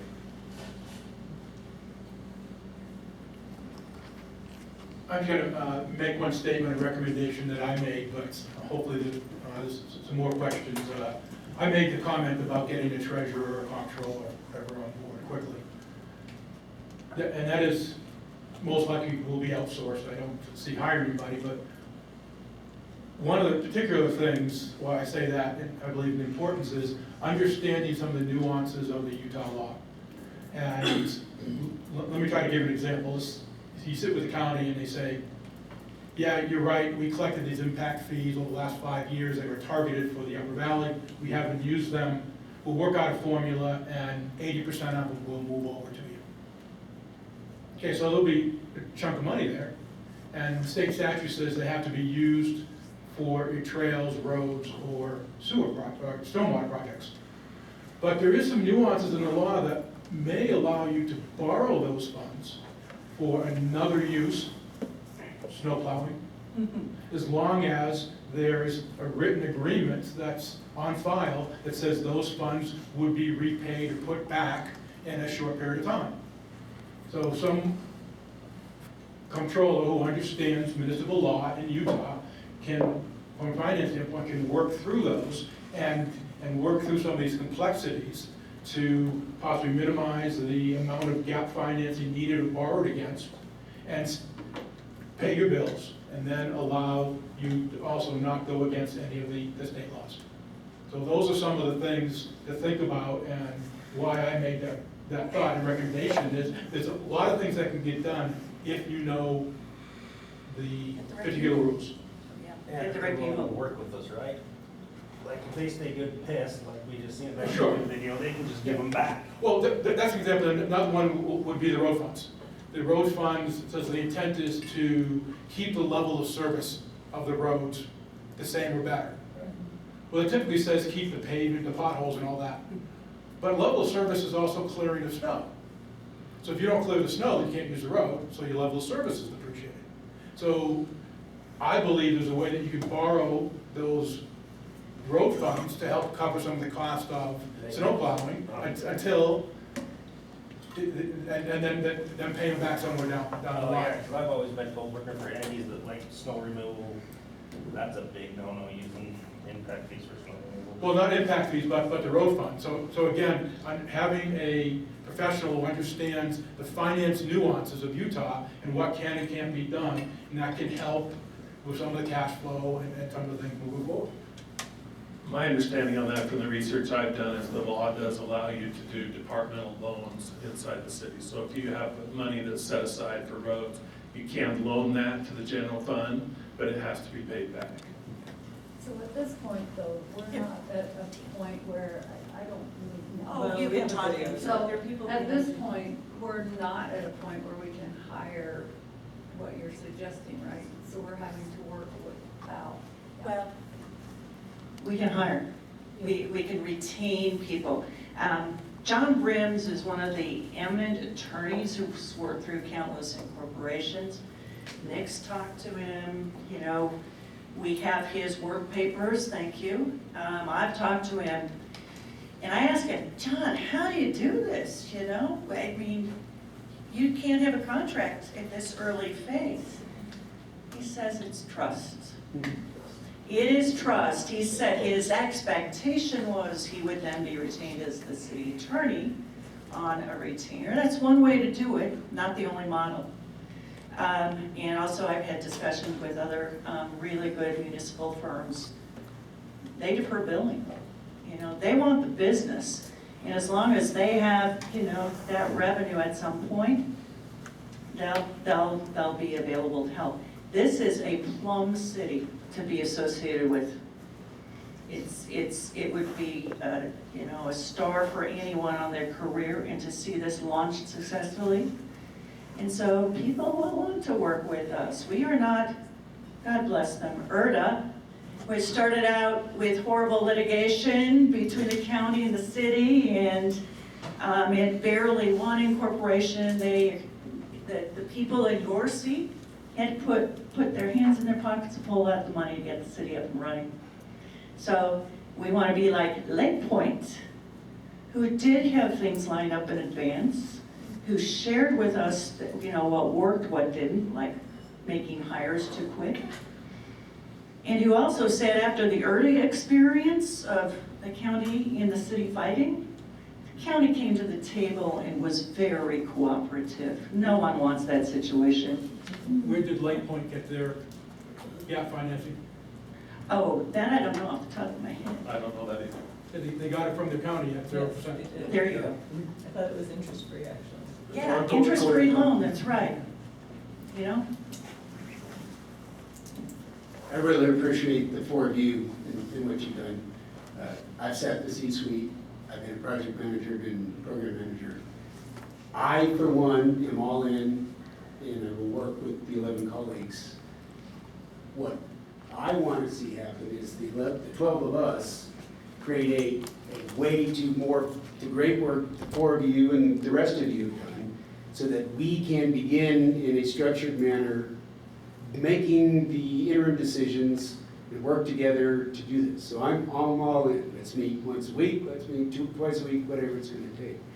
I'm an engineer by training and a project manager, a program manager by training. So what I would love to see, if you guys have built it, is no shit, sorry for cussing, but it's time to start using some language. It's a rural community. You know, either we start today or we start on January 5th, whatever we're going to do it. The things that need to be really decided by the 12 of us, and then the 6 of us, and when we got to do it, the critical macro, to go to what Nick's saying, the macro stuff that we've got to do or we're going to fail. And then the 12 of us are going to have to decide to work together in some fashion. And I think we can. You know, I really think we can. And I'm not looking to lead this thing. I'm just saying I'm ready, let's go. But it really's got to be a transition between you all to us all, so that we don't piss them off, so that they're willing to keep helping us. But I'm looking for that Gantt chart, that program management chart that says, we've got to make these decisions these days at the macro level. Then we make these decisions, and then we go. Does that make sense? So I'm all in. Yes. Let's do this. Yes, go ahead. So I lost my train of thought here. That's okay. I think those are good points, Don. And I want to go back to this outsourcing. And this is, I'm strongly opinionated about this, but it's really pragmatically driven. Anything that you can outsource to the county kind of de facto already fits your budget, okay? You can maybe outsource to the county treasurer, who's an expert at what Ron's talking about. If it doesn't work, the backup plan could be go find somebody private. But what you have with the county is services that generally most of us as citizens up here are okay with the way they've rolled. What wasn't okay with a lot of people was some of the stuff we don't need to talk about that caused controversy, and then it got real personal. And man, talk about, now I couldn't go to my competitor and ask for help because I only got busted for constrained trade, but what a brilliant solution. Which, and it's so applicable here because you folks who are going to get elected can de-escalate and have objective, viable discussions with the county. And I would say, and I noticed Don used this, use the word proposal. You know, the cheapest thing you pay for does not always give you the most value. Value is quality divided by price. That's the formula. And if, in my business, if somebody came to me and wanted to bid for rental business for Vail Resorts, they own them all over the world, I just go, no, we're not interested in bidding. You want to have a partnership where we work together, and when we do a good job, you'll re-up that business year after year after year? For sure. I'll give you a proposal, but not a bid. The vernacular that you choose, and this is in my handout that I'm going to give you, becomes very important. And this idea that, bidding, or we're going to bid services to somebody that, as an example, really can't put them off. I would just say to you guys, when you get in these working sessions, just stop doing that. You don't use examples that really aren't going to be relative to what it is that you're doing, Figure out what you want to do, figure out how you want to build the templates, and you start working on it now. You don't mean you have to have face-to-face negotiations for your proposals. And ideally, we get multiple bids. Realistically, we can't.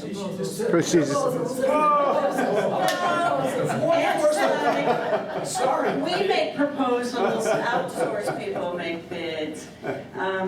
But also, this will be the last comment, and we have to say, great, but we can continue this discussion.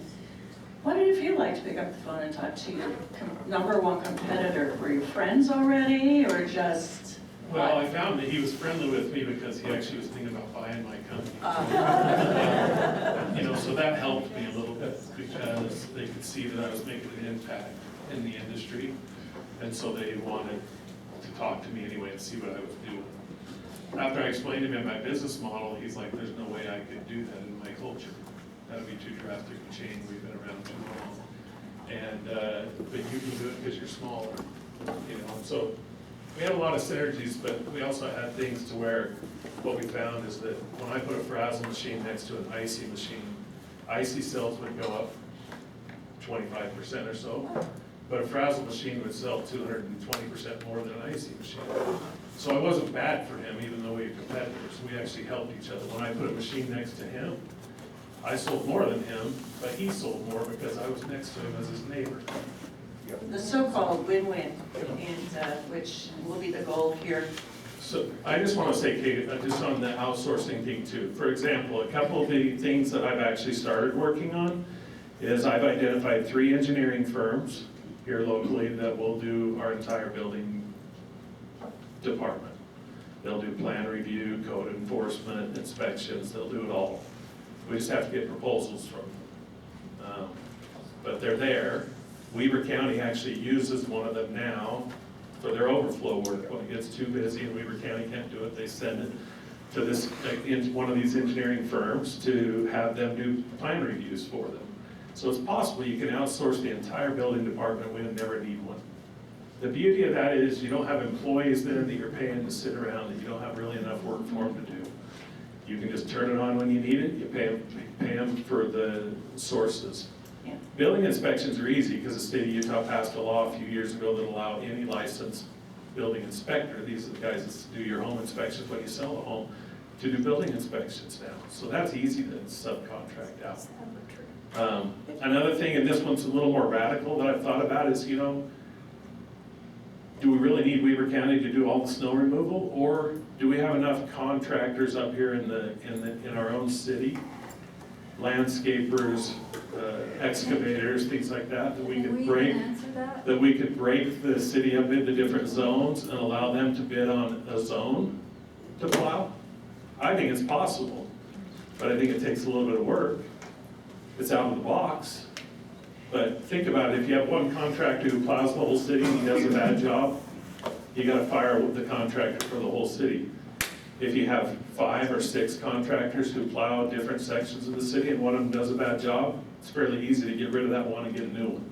And I need to cut in for a break, but that's the kind of stuff you could talk about in a visioning session. Absolutely, you don't need to start there. And do you have one more comment or break? We'll have more time to talk afterwards. I want to talk about Don before we break. He's a model candidate. He competed, ran a great campaign, all the time working on this work. You hear how challenging it is, and he's still here after the primary. So let's be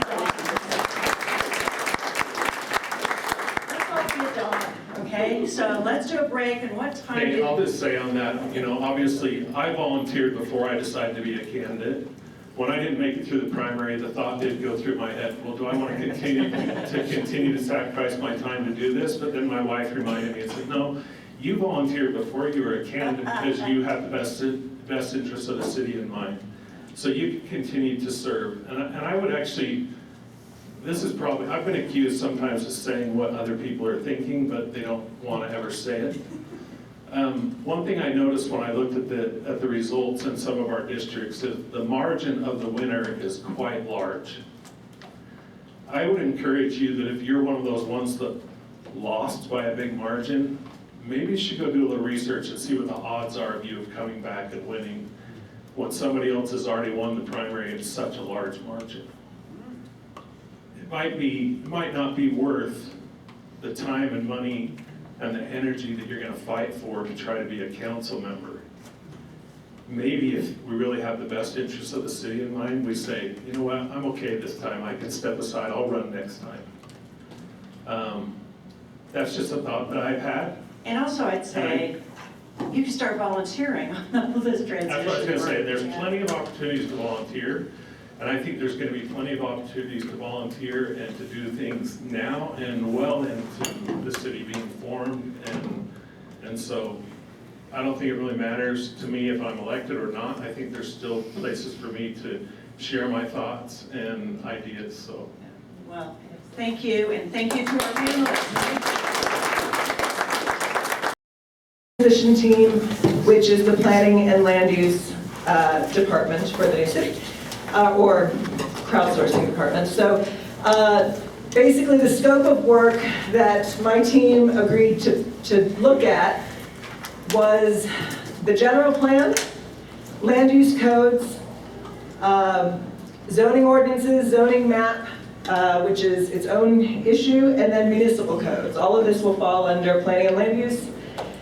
And we have worked for, I don't know now, 6 months or so, hundreds and hundreds of hours of volunteer work from a large section of our Valley residents, people from all different backgrounds, people that are multi-generational Valley people, as well as brand new to the Valley, have all been pitching in. It's been a beautiful thing. And when we're all said and done, I will certainly write something to give mention to the people who have stuck through for the 6 months, the volunteers who show up all the time. It's a lot of work, and it's tedious. These things are not the most fun read.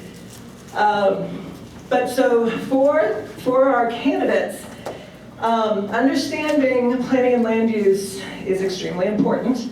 It is, we all believe, the reason people voted to incorporate. So while people aren't necessarily trying to get different garbage, pickup vendors and things like that, they are not happy with some of the decisions made. Decisions are made based off of laws. You can only approve things that the law allows. So, with that in mind, if we don't like the things that are done, and we adopt everything exactly as it is, you will continue to get the same result, because the laws are written in such a way that allow what's currently happening. So that was kind of the intent behind putting Team 3 together, is to crowdsource a review and revise of all of our land use policies and see what do we like, what do we don't like, and what can we do better. Excuse me. So first and foremost, and we're not going to go through all these because we've done that in weekly sessions. Every candidate has had access. I gave everybody access when you filed for candidacy. You've had access to the online file system. Will you hand me my water bottle?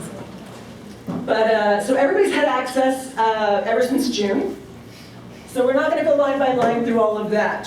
What I am going to talk about is where we're at with the transition team and how things work and then what's left to do. So the general plan, we do have an Ogden Valley general plan, and by and large the Valley is in agreement on it. You will always find people who don't like it, but it's a majority consensus that this is the vision of the Valley. A lot of time and volunteer hours and everything went into it, and most of what I've heard is everybody supports it.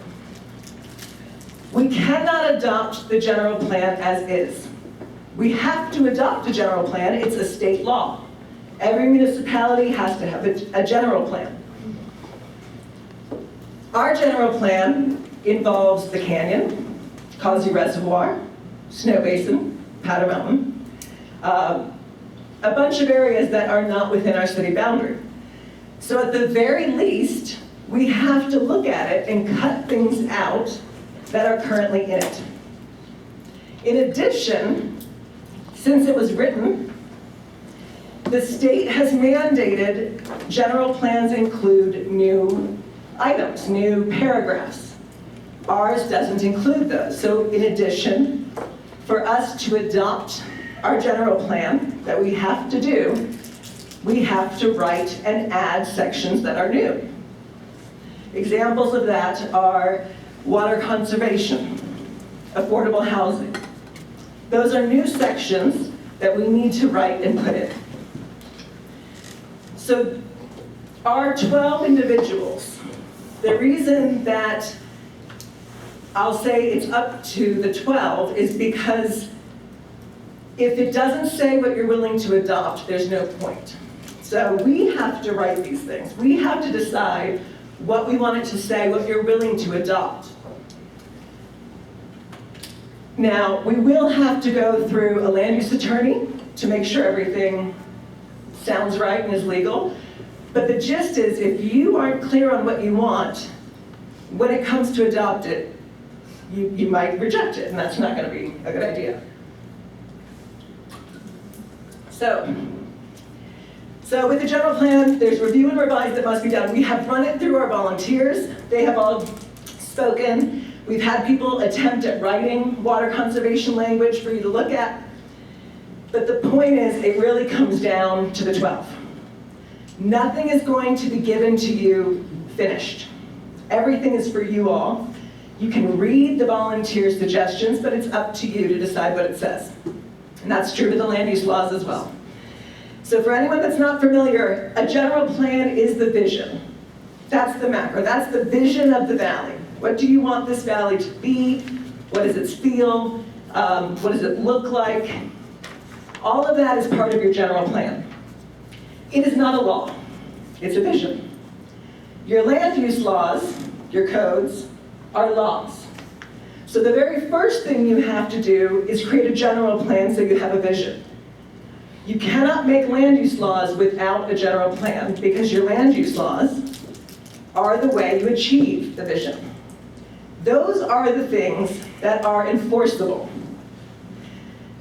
This is what a lot of people got upset about in the past, was things were coming through that didn't agree with the general plan. Absolutely correct.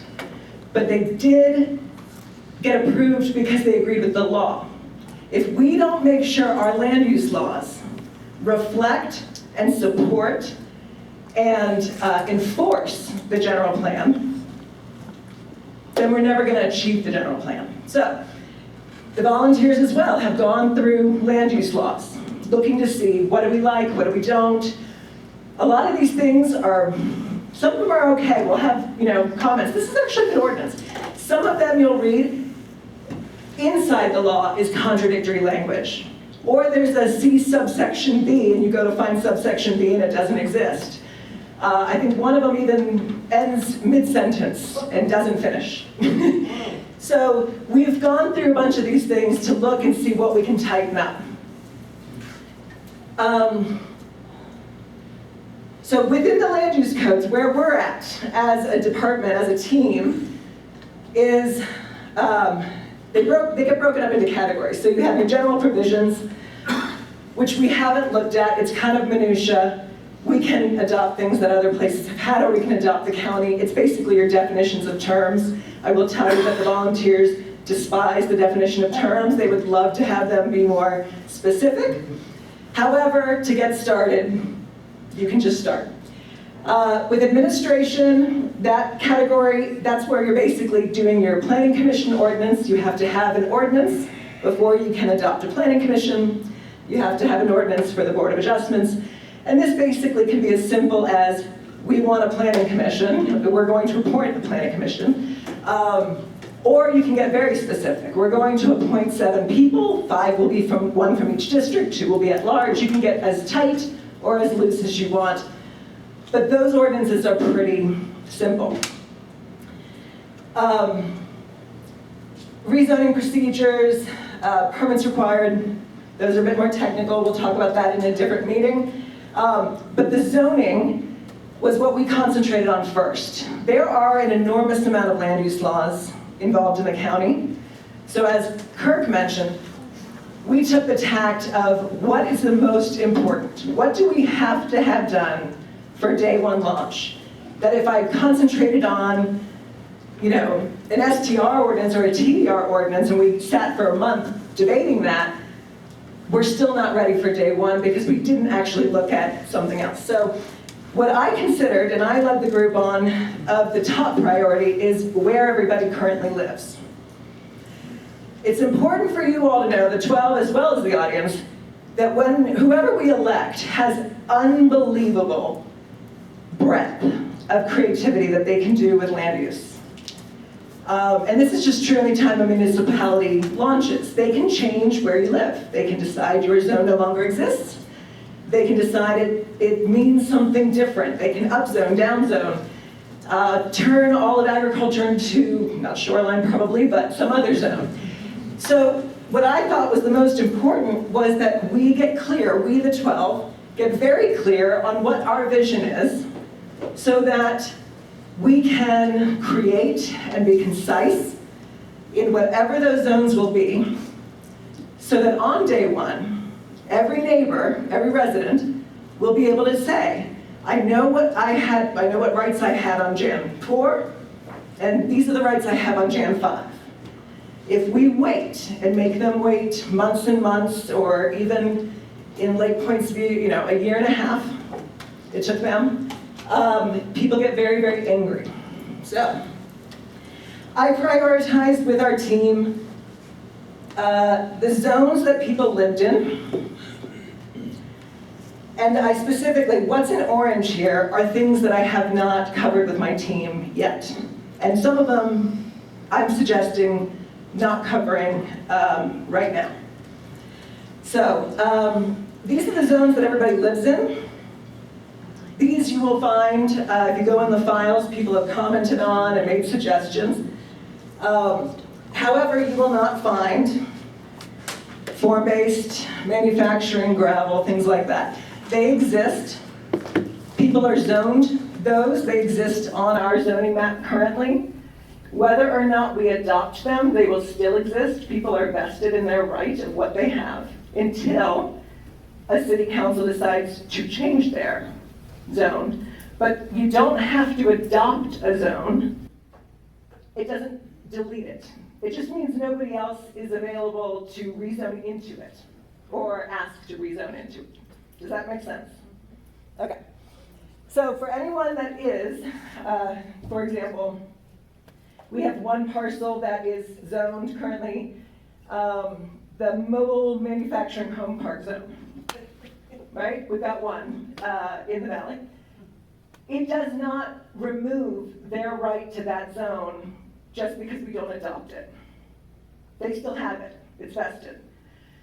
Now, but it does mean that if another person wanted to ask to become a mobile home park, it's not on the docket. It's not in the file to even ask for it. So that's a little bit of my recommendation and some of my volunteers' recommendations, but regardless of our recommendation, what really only matters is the opinion of 6, which is half of this exact group. So as we'll get into later, is I plan and I ask to have follow-up meetings where we can really get in and do the meat of this, because it has to get done. So we've got general plan, we've got our zones. I was getting control. All right, those were the zones. There are other land use codes, subdivision codes. We have not gotten into the subdivisions yet with my team. Signs will be this week. We have spent the last few months going through all the different standard land use codes. So everything in black has been looked at by citizen volunteers, comments, recommendations. Some of them you'll see with pathways, just the general recommendation was, do not bother wasting time trying to rewrite it. Start fresh with something that you like from some other place, and they made recommendations of places that they like. If you actually read the ordinance, it's not saying we don't like our pathways. If you read the ordinance, it doesn't even talk about pathways. It talks about parking and curbs and gas station attendants and things like that. So those have all been looked at, and you have access to all of this. But in the past, what we've asked is that you individually go in and look. At this point with the 12, our ask is that we meet and we work together. And you do not have to all agree, right? Decisions will be made by a 3-person majority, but we have to hear from each other because there might be a total difference in philosophy, right? Land use is really how you affect change in this. So if you have opinions on downzoning, upzoning, decreasing density and all that, it's possible in here, but we all need to talk about it and figure out and create, and maybe we create multiple options depending on who's elected, depending on who wishes it was one way versus another. But that will be in a meeting, I would hope, between the 12 of us, excuse me. Okay, so I wanted to spend whatever time I have left is just on these next 2 slides, which this one is, this is just mentioning also municipal codes, which will be presented separately, but these are the municipal codes with the county that we will also need to have. So that will be presented in just a minute. The 2 slides I wanted to talk about the most are these 2. So one here, these are the responsibilities and the decisions needed to be done by the 6, also the 12 here. So appointing a planning commission can be done the minute you're elected, but there's stuff that has to be done before that. We have to write a planning commission ordinance, things that we can get done beforehand. The transition team created a planning commission application by taking best practices from a number of places and putting together what we thought was great. It's our opinion. It's in the file I've given you. I want your feedback on that. And if you all approve, we'd like to pick a date and disseminate that application to the community so that people can start considering whether they want to apply to be on the New Cities Planning Commission. We won't appoint, nobody will appoint until we find out who's elected. But we can get the process started so that once you're elected, you're ready to make the decision and the announcement, and we're off to the races. Because every code has to be run through a planning commission before it can be adopted. So the application is created. I want to make sure we're all on the same page of whether we can send that out early. We need to be meeting to go through the general plan and do the work of actually deleting out or adding in whatever it is that needs to be done. We're going to need to hire a land use attorney before we have any revenue coming in, because we can't adopt things that might be, not legally sound. So we need to run it past an attorney for consult. We need to finalize and adopt the land use and municipal codes. We have to talk with our IT group, and sorry, that's later, but we have to talk about planning staff, engineering, business licensing, which I think John Griffiths was just talking about an option. We have to have a zoning map that we turn in. And while we have had an amazing volunteer, one of my favorite volunteers, because he alone spent over 10 hours creating, hand drawing and creating in GIS, a zoning map for us, only us, the city, which isn't possible with the county at the moment. Drew all of our boundaries, brought over all the current zoning that we currently have in the valley over to this new plan. It's as far as it can go because I don't know what zones the 6-1 even have, right? So do we have, is it called AB3 or is it called A? Whatever it is, we're at a point where there's nowhere further to go with what we're creating, but an amazing amount of legwork was done by volunteers to help get you further along. Now we need to know from you all, we need decisions from you all to be able to take it further. So we'll have to adopt a zoning map and then coordinate with IT and GIS systems to get it up for everybody. And then the remaining, and I'm sure I'm over time now, is, this is where. Huh? You still have 8 minutes. Oh, fantastic. Okay. So where my team is at, so this was you guys. This is stuff we need to get done, and we need to be working on all the preamble to be able to do this right away. This is where my team is still at. We have a number of departments in the transition team that are pretty tapped out. They've been working for months, but they're basically, like I said, with the zoning map, they're at a stopping point till a decision's made. There are still land use codes that we have not reviewed and revised from volunteers. So as long as my volunteers are still willing to show up, I plan to run those land use laws through them. Our incorporation effort was called Our Valley, Our Voice. So rather than it being just the voice of 6 people, it should be crowdsourced and run through everybody. That's my opinion. So that's how I'll continue to do it. And those orange items are the orange items from the previous slides. Those are the ones that have not yet been reviewed by the volunteers. We as 12 can go move forward on everything that's already been reviewed. So I want to get candidate feedback today, ideally, on an adoption priority list.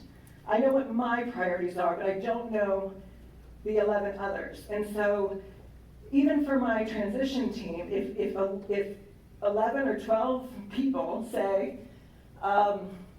you know what, I don't even bother with the sign ordinance, we want something else, whatever it is. I don't need to bother my volunteers if the actual elected people have a different plan. You know what I mean? Or if my advice was not to bring over the form-based, but if somebody in here, or if the 12 say, we want form-based, we want to change it, then I need to put that in front of volunteers and say, how do you think it should be changed? So I need direction from the 12 on what are your priorities and how would you like to proceed, so that I can direct our volunteers for that. I would like to end today just with us, with picking a day and a time for a weekly meeting, because this is a lot of minutia to get through. And we have to script out these land use laws, at least the first set for adoption, not all of them, but the first set, the key priorities, which I need to find out from you all what those are. But a date each week we can meet, whether it's over Zoom, whether it's in person, and flesh this stuff out and come into a consensus of a land use law that then we'll be able to have an attorney look at. In those meetings, we can have candidate feedback on, if I find out about your ideas on zoning, we'll know whether or not we can run with the zoning map as is, or if we're changing any of the numbers or codes. And then I want your feedback, and this is a question I'm gonna just ask you to answer now, on the application, the Planning Commission application, and timing of distribution. So I think Angela already resent out all the files, new files, to all of you. I don't know if everybody's gone in and looked at what's in there, but in there was a Planning Commission application. Does anyone have feedback on whether you think it's good or you think it needs more work? It seemed extensive. It seemed extensive. Okay, it's longer than the current one. Yes. It does ask for more information than the counties. Yes. I noted, Laura, because it is more, but I'm of the mind that at some point we just gotta make decisions, and if we have more, that's okay with me. Okay. Wait, personally, how many applications are you seeking, or are we seeking? I guess we should use the pronoun we. So- How many seats nominally are we thinking? So typically in the state it's 7.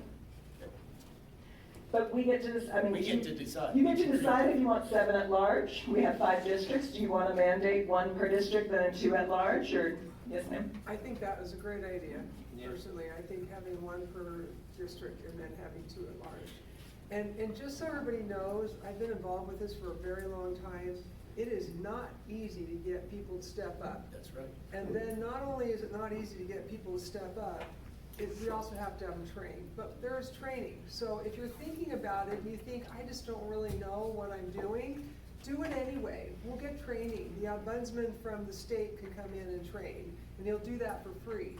So Kirk Langford could come train on planning. Ron Gleason could come train on planning. I mean, there are 2 that have been around for a very long time. So don't be afraid. Well, I have over 100 volunteers on my team, and so we have a wealth of people who have read every line of these Are ordinances. they willing to sit on the planning committee? Some are, Yeah, I some know might it's have been hard. afraid after they read, but yes, every meeting I'm always like, you guys are the perfect people to apply for the job.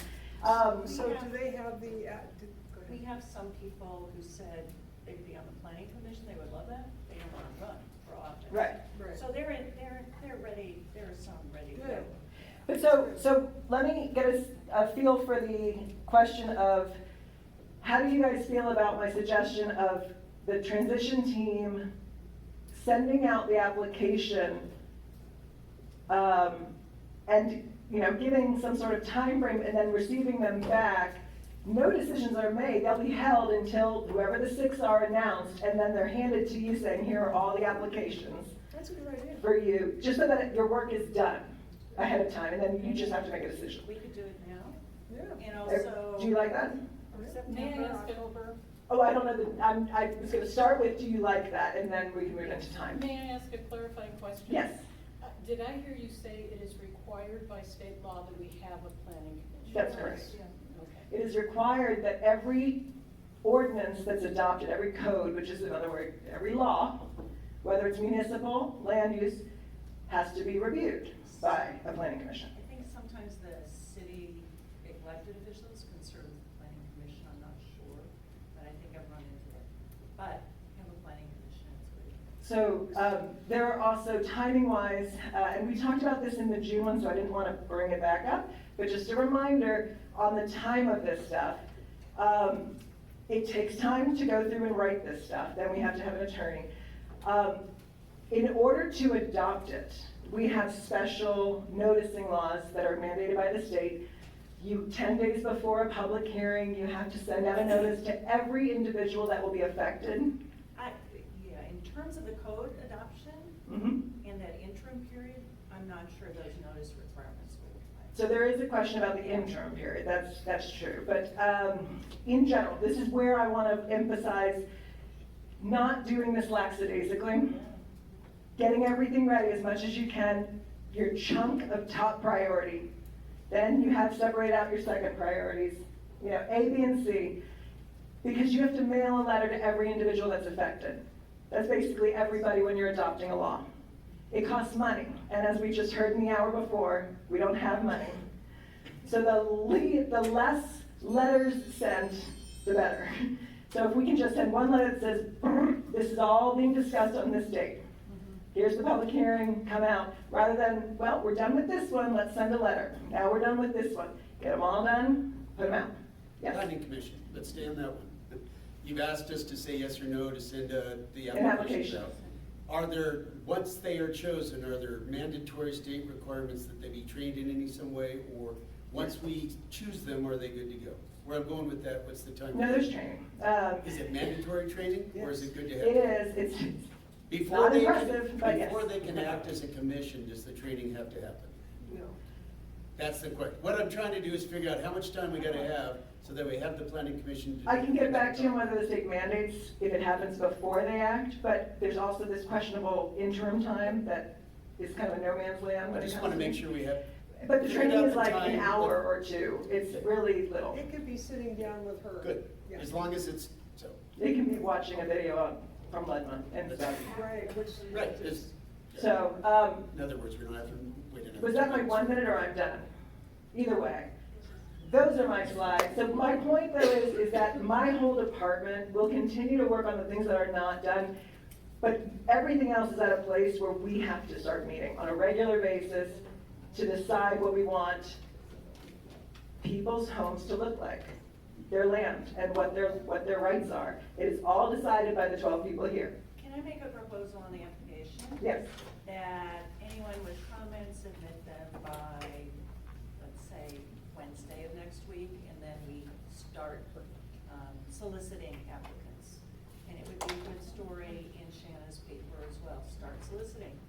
Because the effect of soliciting is vastly different based on what our planning commission currently has done or has been the subject of. Okay, perfect. Is everybody good with all comments on application by Wednesday? Yes. Fantastic. All right, decision made. The next up is Jim O'Brien. Excuse me, is that to Angela to reply to on the feedback? It's just on that. Sure, yes. And you will have the email at the very end of how you can attach your feed. Great, will you get the feedback for the application? Sure. And also, by the way, while Jim's getting ready, each of these teams has done a action list, and that's the posters you see around the wall.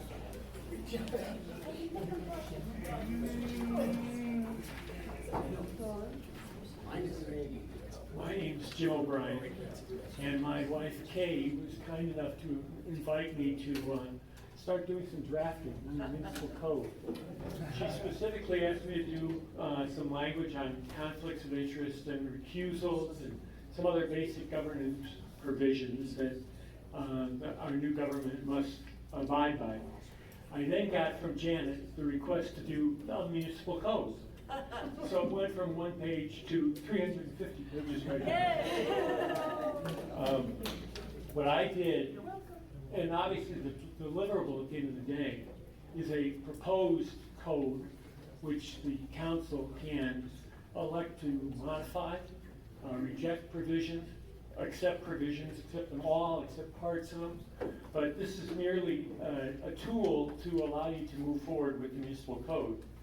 As I said, what I did was use the Marriott-Slaterville Code. Now, we're different cities, they've been around for 20 years, they have a much more extensive operation than we're going to have for a long time. But taking their code and modifying it so wherever it said Marriott-Slaterville now says Ogden Valley City, and other changes, substantive changes for things that we think are better than what they were doing or are doing. I came up with a 14-chapter, 15-chapter code, which runs for 350 pages, which is obviously too long. Marriott-Slaterville, interestingly enough, has 20 pages on how to define sexually oriented businesses. So that can come out, but it's got really good reading. For those of you who think codes are boring. So pages 1 through 146 deal with basic governance, defining revenue streams that the city's going to go after, business licensing provisions, a criminal code, because we do have criminal laws at the city level, health and safety, animals, transportation, and that's done to by and large extent. Jim Brown was kind enough to work on the code with me to revise it, review it, and tell me where I was off base. Where I am right now is the least developed of the Marriott-Slaterville Code for putting it into our situation. It has to do with all the planning provisions, zoning provisions that Janet was just talking about. So I think there, I probably need to jump into your meetings and start acting as a scrivener for what you decide to do. Because right now, pages 146 to 350 are a lot of detailed provisions that may not actually wind up coming anywhere near the city when we do adopt it. So that's it.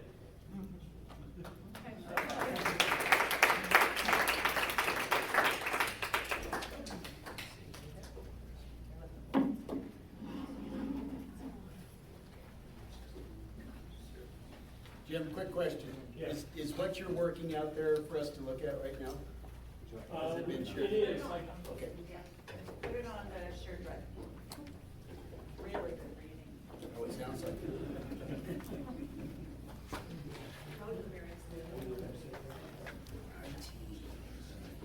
Hi guys, for anyone who doesn't know me, because I didn't make an introduction slide, my name is Kathy Zindel. Mic closer, please. Oh, my name is Kathy Zindel, and I own Liberty Broadband. My husband and I started it on accident because the internet sucked, and I work for a tech company and needed faster internet. This is going to be a 10,000 foot view of the IT stuff.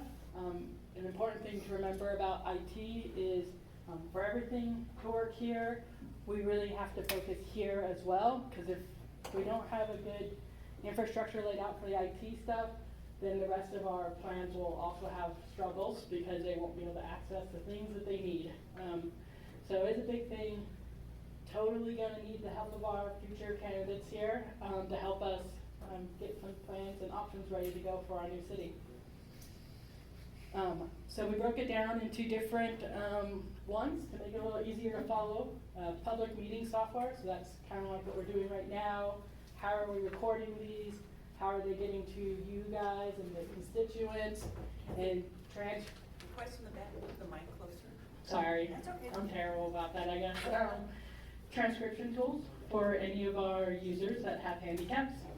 And then multifunction platforms. The more we can, align ourselves with tools that can do multiple jobs for us, the more as a city we can save, because then we don't have 3 different tools from 3 different companies that could have all been done by one tool in one company. So we did make recommendations to the teams on some applications that will help meet those goals. So that way we're not starting off fresh where you guys gotta find those applications. We offered those recommendations, why we think they're good recommendations for you guys. And we break them down for you. So it's not gonna be like a long conversation of going through each of these. We broke it down for all of them. Building inspection software, we've heard about permits and inspections already, so we obviously need tools that they can use to find out the data for their permits or scheduling and anything else that building permits use. I'll admit, I don't know how that works. But we've, found applications that could help our new city get up and going, and a lot of these applications are coming up with the other teams, so planning, admin, and the other teams are all showing lists that look like this with similar applications already picked out. So we just have to come together as a whole team and say, these are applications we'd like. Let's get some, what's the word I'm looking for? Let's get some budgets on what that would look like for us to use these applications. So that as a team, we can make the best budget choices that will meet the needs that we have now and as we grow, because one of the most important things in IT is to make sure you're also looking towards the future. If you future-proof yourself now by, finding the applications that are going to do what you need in 3 years, 5 years, and 7 years, you can save yourselves a lot of time having to not, stand up new software because you weren't prepared in advance. If we continue down, we also went into financial software. We've heard, Ron's a great talk on finances, and so we helped look into the best options for how we as a new city could handle those, and what key considerations or recommendations that the IT team is making to help you guys, help us, make a good option of how we're going to grow when November and December rolls around. Sorry, I forgot to move the mic. But a lot of our recommendations at this point is, getting those bids from the different providers to see how much that will cost for what our needs are as a small city. And the next big thing after that is figuring out, are we going to do this ourselves? Like, are we going to do it in-house, or are we going to have contractors? Contractors will save us money. We don't have to have people on staff because it's unlikely we'll need someone 40 hours a week for IT stuff. Usually you kind of set it, and if you did it really well, then you can forget it. We also jumped into other softwares that were brought up by the other teams based on what we've seen in their research that they have done. We've marked them all out, so then all we have to talk about as a group is going over those applications and how we want to use them. Websites, we've all agreed that that is a very important piece for this. I agree as well, and they're actually pretty easy to set up. So hopefully we can find a good web vendor that we all like working with, and we can hopefully get them going come November, so that once the winners are announced, we can get that .gov domain that is required as a new city for us to do all of our new city tech things. We do have some alternatives on how we can do that website, either in-house, which would cost us more, as we all know, or getting a contractor that has done these in the past. What I've done as a business owner, because I'm not flush with cash, just like our new city is not flush with cash, is I went to the Ogden Weaver Technical College, and they have web design classes there. So I got an intern that was backed by their professor. They built my entire business's website, cost me little, and it gave them a portfolio to work from as they start to go find their new career afterwards. So there are a lot of great ways that we can do this without having to spend a lot of money. We just need to be ready to have those conversations so we can hit that ground running. The next big one we have is contract management software. We can't have contracts and we can't have them signed if we don't have a way for people to see them, right? So we have broken these down on the best ways to get these done. It'll be another big topic that we will want to discuss with the candidates and with the other groups, because the IT team isn't really going to use contract management software themselves so much as, you know, the land use teams and the finance teams will. But we do have them all set and ready to have those conversations with the different groups and the different candidates that are going to volunteer throughout the groups to help us with those next steps. And then this is just a little bit more on that business permitting and licensing. There's tons of different ways to do this. IT can seem big and scary because there's a lot of different ways to do things and a lot of ways to really screw it up. I'm sure anyone that worked in tech will tell you. But we have a good system in place, and we have volunteers that are in our group that have all worked in IT, whether it be at Davis County, with the state of California, or, you know, with any other big companies themselves as well. There's no right way or wrong way to do it right now, but we need to have those discussions so we can at least avoid the pitfalls, so we can have a right way come November. This is a big important one for us, GIS. It's important for IT, it's important for all of the candidates and our future city, because if we're gonna use this, we need to make sure we're using it right. It can be really expensive, or if we have someone build it for us, then we have to have someone maintain it for us. So it is a big piece that we wanted to bring up, just to make sure people are aware of this, because it is something that will be used by the entire city, and it's basically like a picture of everything that's right below your foot. So what's below us right now, water table wise, land wise, you know, GIS helps us see those so that the future city can, you know, not put a kid's swimming pool on top of our sewer pipes, you know? So GIS is a very important tool for all the teams, and it's something that all the teams and the candidates are going to have to work together to decide if we're starting this way or if we're going to adopt it later. The next big one we have is statutory requirements. There's a ton of rules that go into how things have to be done when it comes to IT. There's data privacy laws, a whole bunch of security. I mean, everyone hears about people getting hacked or Bitcoin ransoms and stuff. So we need to be aware of what the requirements are that will help keep us safe and to make sure we don't run into fines or stuff, because we definitely don't want fines when we start out. We laid out all of those key requirements here so that as a group, while you guys are coming together to help figure out the next steps, you know which laws are the ones that you really need to be aware of, so that way we can hit that ground running and not run afoul of any laws from the state or the county. And then we broke it down to just the last 5 tasks. The big one is reviewing the needs from all of the teams here. All of them need applications. All of them need somewhere to store data or servers to make their things work. So we need to review the needs that the other teams have already come up with, that we've heard about from them, and make a master plan now to decide how we as a group are going to do this going forward come November. After that, the next big thing we have to decide is, are we going to contract our IT services out, or are we going to host them in-house? Huntsville Town does all contracting services through Les Olson. I don't know if any of you guys know them. I haven't worked with them myself, but it seems to be working really well for them. Morgan County does all of their IT stuff in-house. So I've been working with both of those 2 government bodies to learn what worked well in that and what didn't, and then the cost differences, because obviously contracting is going to cost you less versus having employees. The next big thing as an IT group we have to figure out is, are we going to do this all in the cloud? It saves you a lot of money not having to host it, but then, you know, there are downsides to cloud instances as well. So we, as a group, need to decide what is the better way to host the applications the new future city will need.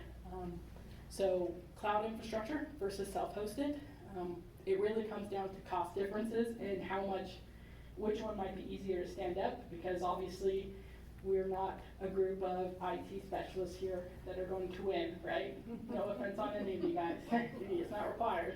But, you know, we need to make sure we're starting off on the right foot to help make us all successful. Our next big task that we want to do is meet with the other teams and you guys, the candidates, because if we don't understand the needs for all of these subgroups and for the candidates to understand the needs of IT and the subgroups, we will have a terrible time trying to stand this up in time for everything to work. So that is an important part for us. I would like bold that yellow, like stick that one in your brain, because that is important. If we want this to be successful, we need to communicate as teams. The last one we have is we are still working with Huntsville Town and Morgan County to understand, you know, what issues they ran into, because they're both relatively new cities or county.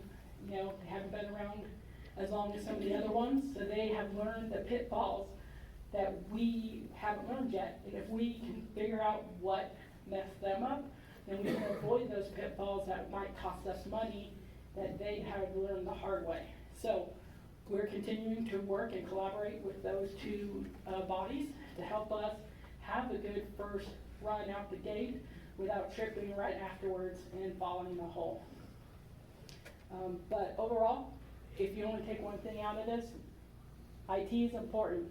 If you can't look at your data, then nothing else is going to work. So we need to make sure we keep this top of mind. The rest of the land use planning, I agree, all important, but they won't work if they have no way to access their data.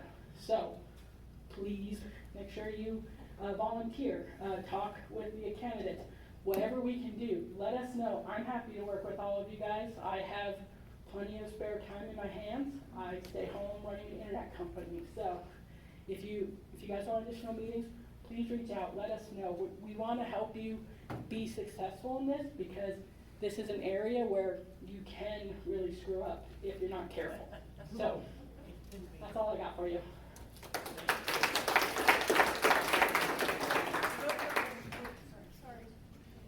I noticed you have with Morgan County, but are you going to also meet with Morgan City?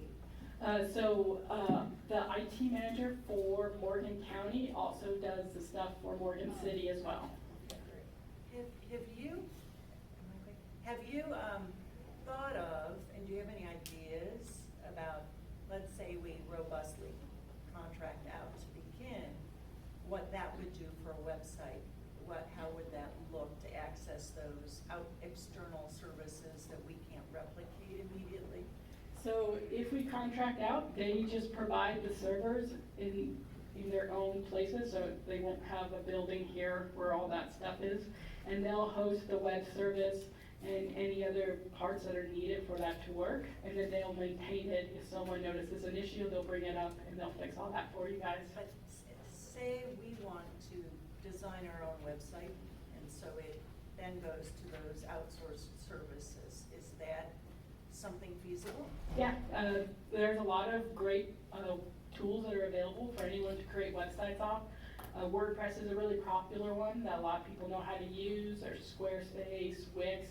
Anyone can take your design in that account and then move it and help manage it afterwards.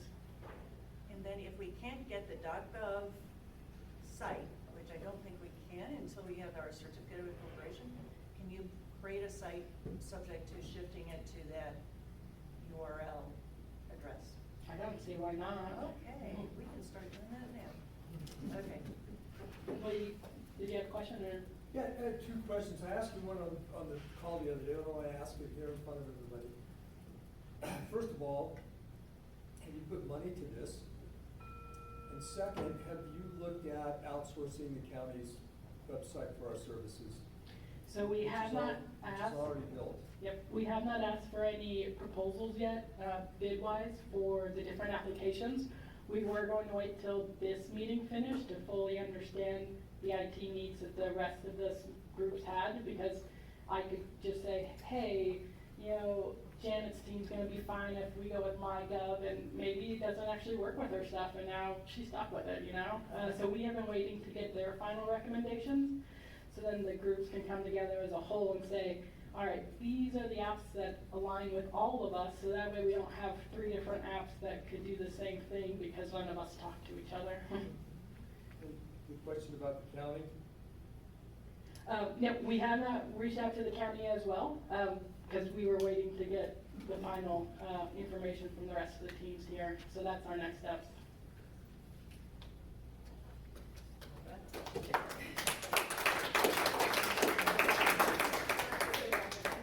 Just one more quick question. Kathy, what's the process for including what needs to be in scope? So of course, you know, you want to go out for proposals to come up with a cost basis of how to pull it all together. But everybody's got a different idea about either the application or the need or the functionality that we need. Do you have a framework by which people can pour input in and then, of course, you know, maybe then go through and filter that out based on priorities?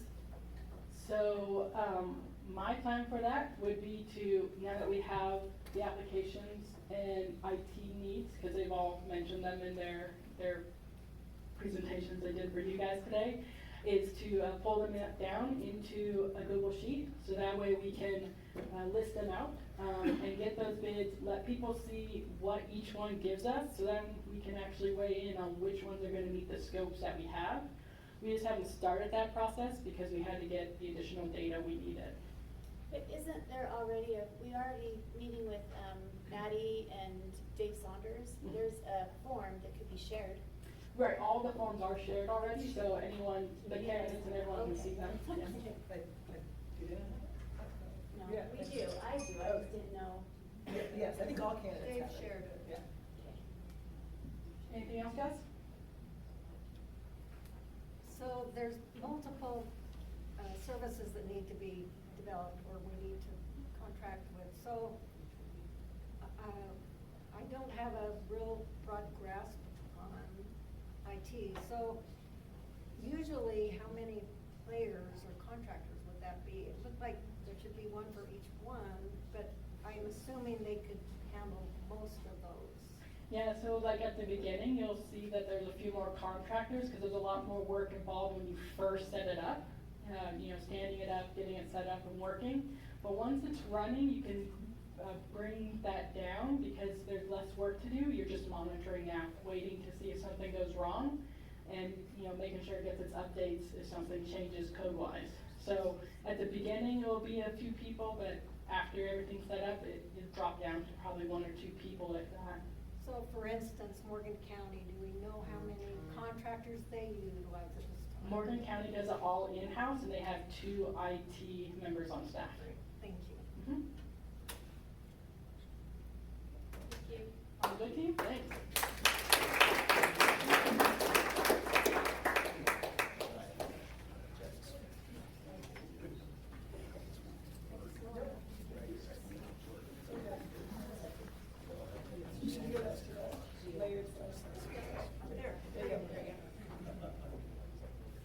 Good afternoon, everyone. My name's Jeff Baker.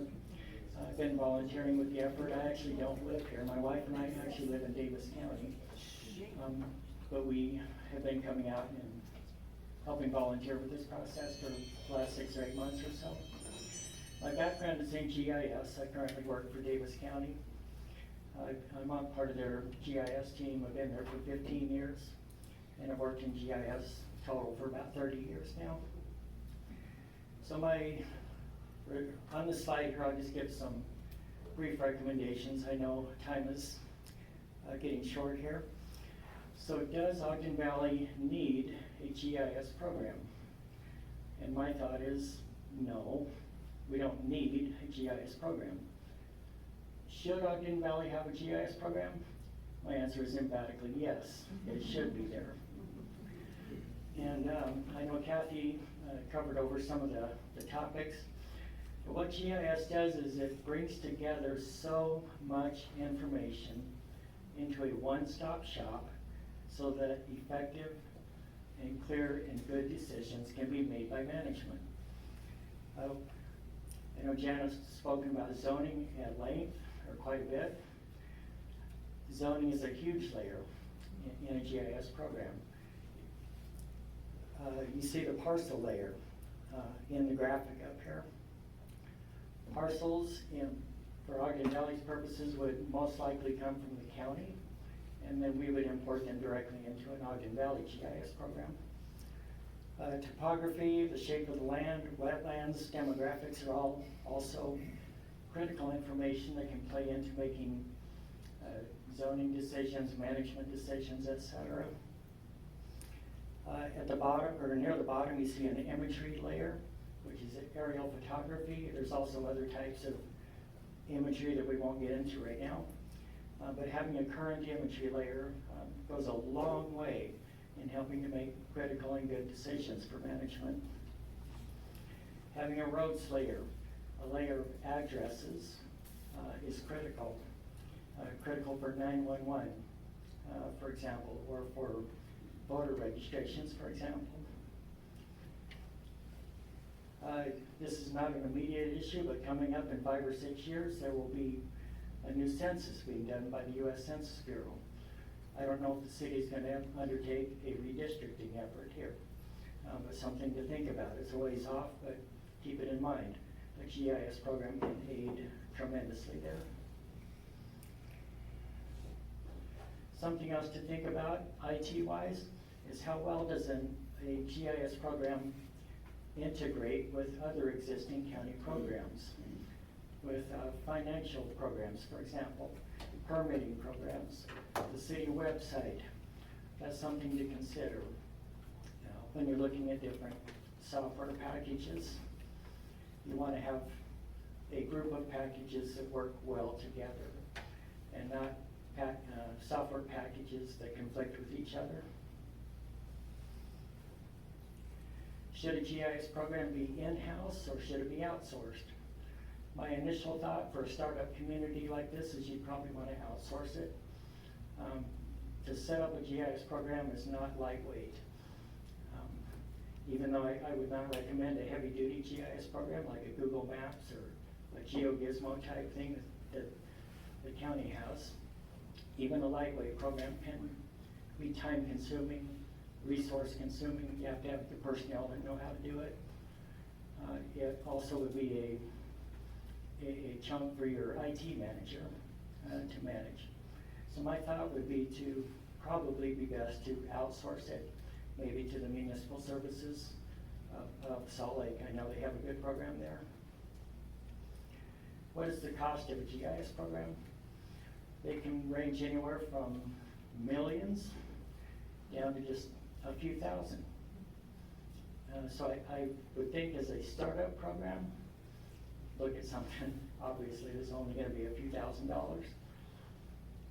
I think that should about wrap up what I wanted to cover here. Any questions? Please. The obvious question, why not GeoGizmo? GeoGizmo has a lot of very good information, and why not just use what the county has? The county may or may not allow the municipal data into their system, and that's probably the obvious answer. Also, a data currency, that the local community is going to identify, for example, addresses that are not in GeoGizmo. It would be good to relay the information to the county's GIS program, but the local community, Ogden Valley, could put the addresses into the GIS system immediately and have them available for 911, for example. Please. So we're not in your GIS system in GeoGizmo? We are not the valley? The valley. We are. With the county? But so we're unincorporated Weber County and we're in the system on the county's website. We are now becoming a city with different boundaries, different things inside it, and that doesn't exist in the county's website. Yeah. Great. Good. But you can't use what's existing. FY, Yeah. The GeoGizmo has some of the data that would be needed at the local level here, FYI. but probably not all of it. Yeah, and we talked to GIS for another of Ron's tax purposes a couple of days ago. And they said there's a great deal of cooperation with the GIS community, and they do Hooper's, which is not our size, but they do Hooper's whole GIS on their system. They being the county. Yeah, Right. yeah. Which they don't charge for. Okay. Thank you for your time. Thank you. Okay.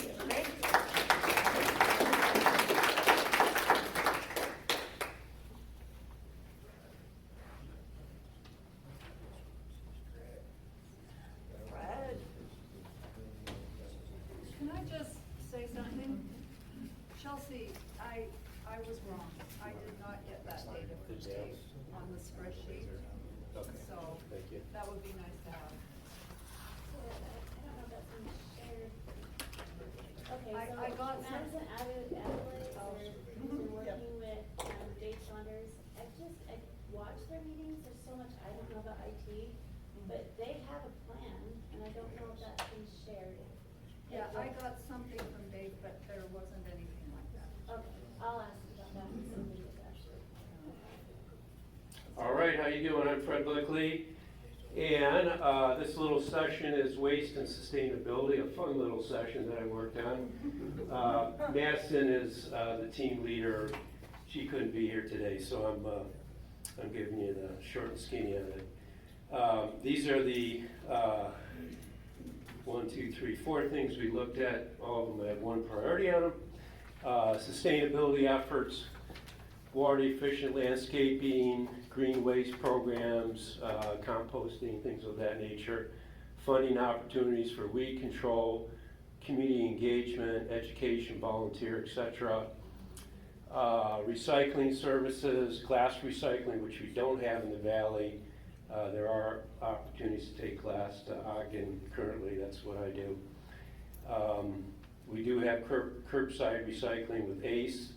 And then we look into hazardous and e-waste vendors in the future. Garbage services currently with waste management, and then code enforcement, which we all like and think we should continue. And next slide kind of summarizes what we think we should do.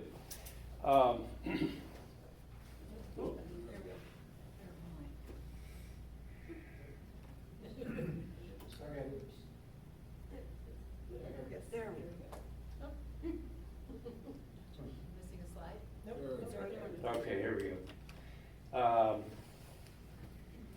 Regarding sustainability, I think this is a low priority item that you know put down there on the low priority. It's a very valuable issue, but not something we need to address right away. So that goes in the low priority slot. Recycling and garbage, we think the best way to go is just adopt the contracts with Weber County. I guess Gay got a call from Waste Management. Weber County's moving to vacate those contracts, so I don't see that as a problem either. We'll just get them and sign up those 2 companies, and then when those terms end, we'll just go back out for bid and move on from there. So They did make a pitch, they can do additionally recycling that could be considered, but we'll see. yeah, they'll be happy to Opt-in. continue the Yeah, contracts for Waste now. has an opt-in program, so Yeah. that would be an easy decision. Costs the same. We don't know, but if you want recycling now, you have to go to ACE, I guess. Yeah. All 5 districts have ACE, is that correct? Yes. Yeah. Okay. So, with regard to those 2 contracts, I'm happy to get the contracts and review them. I've signed contracts with Waste Management, my companies in the past, and, if you'd like me to do that, I'd be happy to, kind of get that all teed up for you. And then with regard to code enforcement, we're in favor of that continuing. I think the easiest path forward would be to subcontract Iris from Weber County for the time being, and then look at maybe modifying that in the future. So, okay. That's it? Give back a couple minutes there. Next up is a video. So.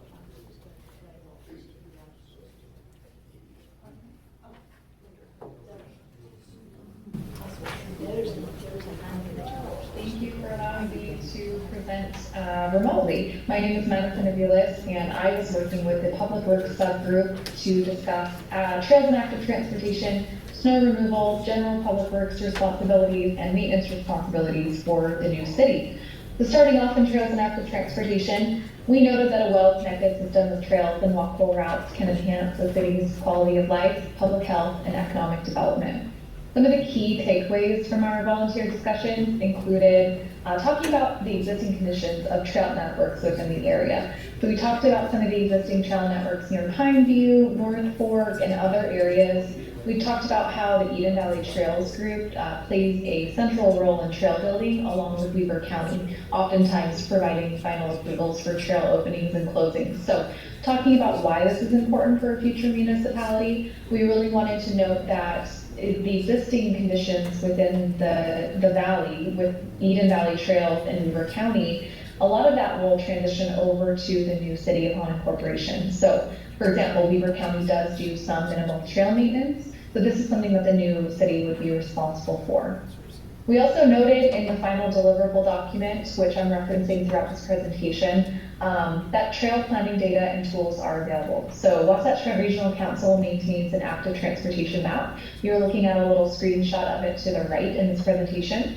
And it's included in their map gallery as well as the Top Bikeways map. So tools like these can help the city prioritize connectivity gaps, identify high-use segments, and plan for future extensions or ADA upgrades. And this is helpful for a planning commission or a city council when we're talking about trail maintenance, trail expansion, or even roadway design. Talking about roadway design, so this past legislative session, HB 290, the bicycle lane safety amendments, made it illegal statewide for vehicles to stop, park, or drive in a bike lane with limited exceptions for things like emergency vehicles or turning. The bill sponsors have been very clear. It's less about providing enforcement authority and more about supporting better street design. So this is really important for the new city when we talk about new streets that Ogden Valley may construct or streets that they may redesign in the future. Moving on to the highly anticipated snow removal. So it's expected that there will be a period of time between January 1st, 2026 and the first meeting of the governing body that snow removal services will be necessary. The group recommends that elected officials begin negotiations for a snow removal contract as soon as possible, starting in November following the election. The discussions with service providers, which may include private contractors, neighboring municipalities, or Weber County, should include the possibility of backdating an interlocal to cover services prior to the formal execution of the agreement. And I'll get into this in a moment. In the interim, snow removal may be provided through mutual aid. So for example, snow removal could be done by Weber County until an agreement is finalized, and then retroactive service provisions could be confirmed. It's generally accepted that emergency essential services like police, fire, EMS, and snow removal will be provided to a new city through mutual aid until agreements can be ratified. This was really what I heard when I spoke to a lot of counties asking how they transitioned their cities who were becoming newly incorporated, and how when we spoke to newly incorporated entities, how they manage snow removal or other services in the interim period between January 1st at 12:01 and the meeting of the first governing body. So keeping in mind mutual aid is how you're going to breach that gap. Contracting with Weber County is likely a starting point. That's really our main recommendation when the group was discussing private contractors and others.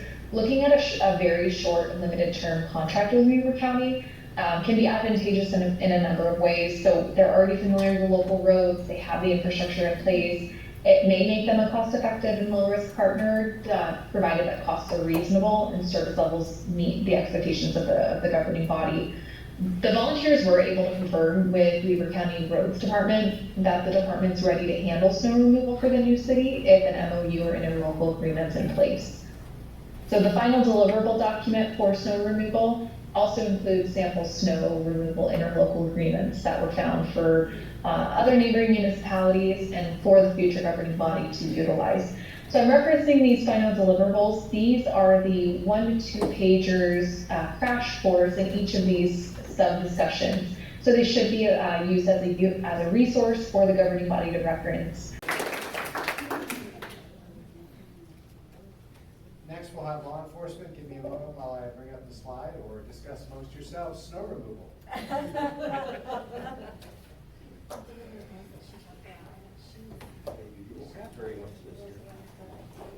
Okay. There's a clicker. I don't think I need the microphone unless we need it for recording. I'll just stand right here. My name's Wayne Kyle. What page? What? Yeah, you were in the projector. Okay, it was, as long as it wasn't bugging you, it wasn't bugging me too bad. It makes you look kind of weird. Okay. Okay, there you go. There you go. So my name's Wayne Kyle, for any of you who don't know, and I am doing some volunteer work with the Transition Committee as well. The reason I'm doing the public safety portion is really 2 things. One, of all the volunteers, I had the most experience operationally with police and fire. And 2, because of how the county and our proposed city would be set up, it's probably the easiest decisions and choices you'll have to make, and therefore that was what I had time for. So first, I'm going to talk a little bit about the fire service, and I think you all already know this, but just for the sort of the record and to make sure, Weber County Fire District provides all the fire and paramedic services to the county. We're already all paying for that through the special district assessment. And yes, we probably will have to put together some sort of mutual aid agreement or interlocal cooperative agreement, but that'll be fairly simple to do. And you'll have that to you fairly shortly in your tenures to adopt. Police and law enforcement will be a little bit more difficult, but at the same time, we have been working with Sheriff Arbonne over the last number of months, and he has expressed support to provide those services. We've talked about various ways that contract could be provided, and so we'll also have a proposal for you as a body once you're ready to go to buy off on that. The sheriff did want to have a few minutes to talk to you about what that service provision looks like operationally, all that sort of thing. So he sent Lieutenant Ensley here, who I understand has a couple of slides to talk to you about those services, and then if you have any questions at the end, he can answer those, or I can come back up as well. So thank you very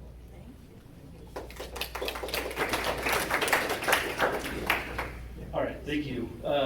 I'm Lieutenant Sean Ensley. I'm a lieutenant at the Weber County Sheriff's Office. I'm our Investigations Bureau Commander, so I command our detectives, our K-9 units, and then I'm also the lieutenant, the liaison for West Haven City and Washington Terrace City.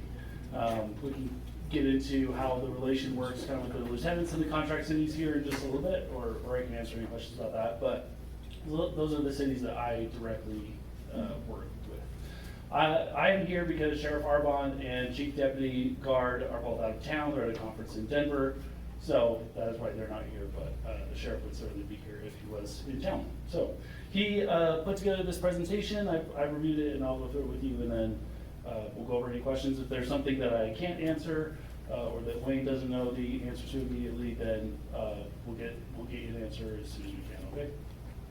So this is just going to be a brief overview kind of about the Sheriff's Office itself, and then the services and resources that we provide to our contract city partners, and what that would look like for you guys, or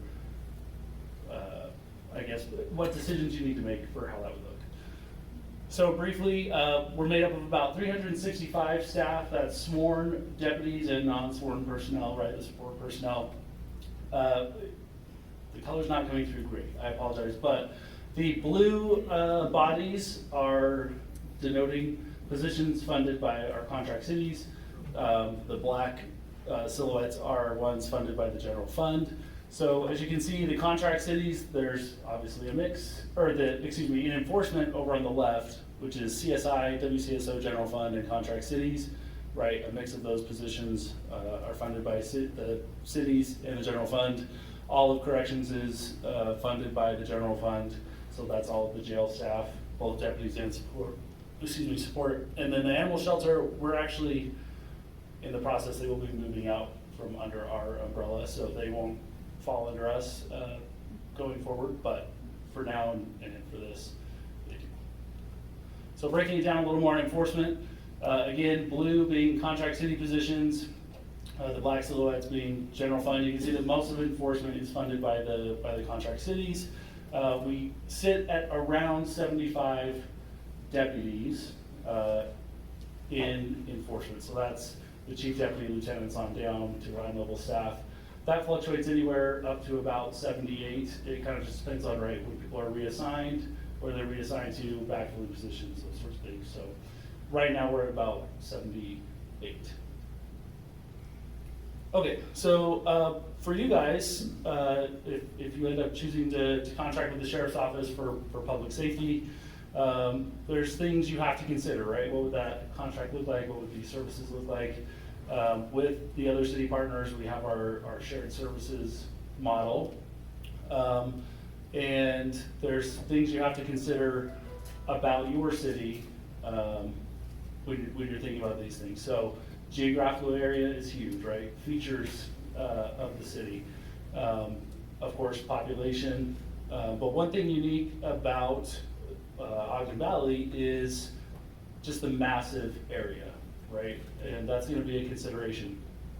Because if we have a deputy clear up North Fork, or you have an officer clear up North Fork, and you have a priority call clear over here on the east end of your city, even if they're going lights and sirens, that could be a 25-minute trip, right? So these are things to think about going forward as you're considering services, how it should be staffed, those sorts of things.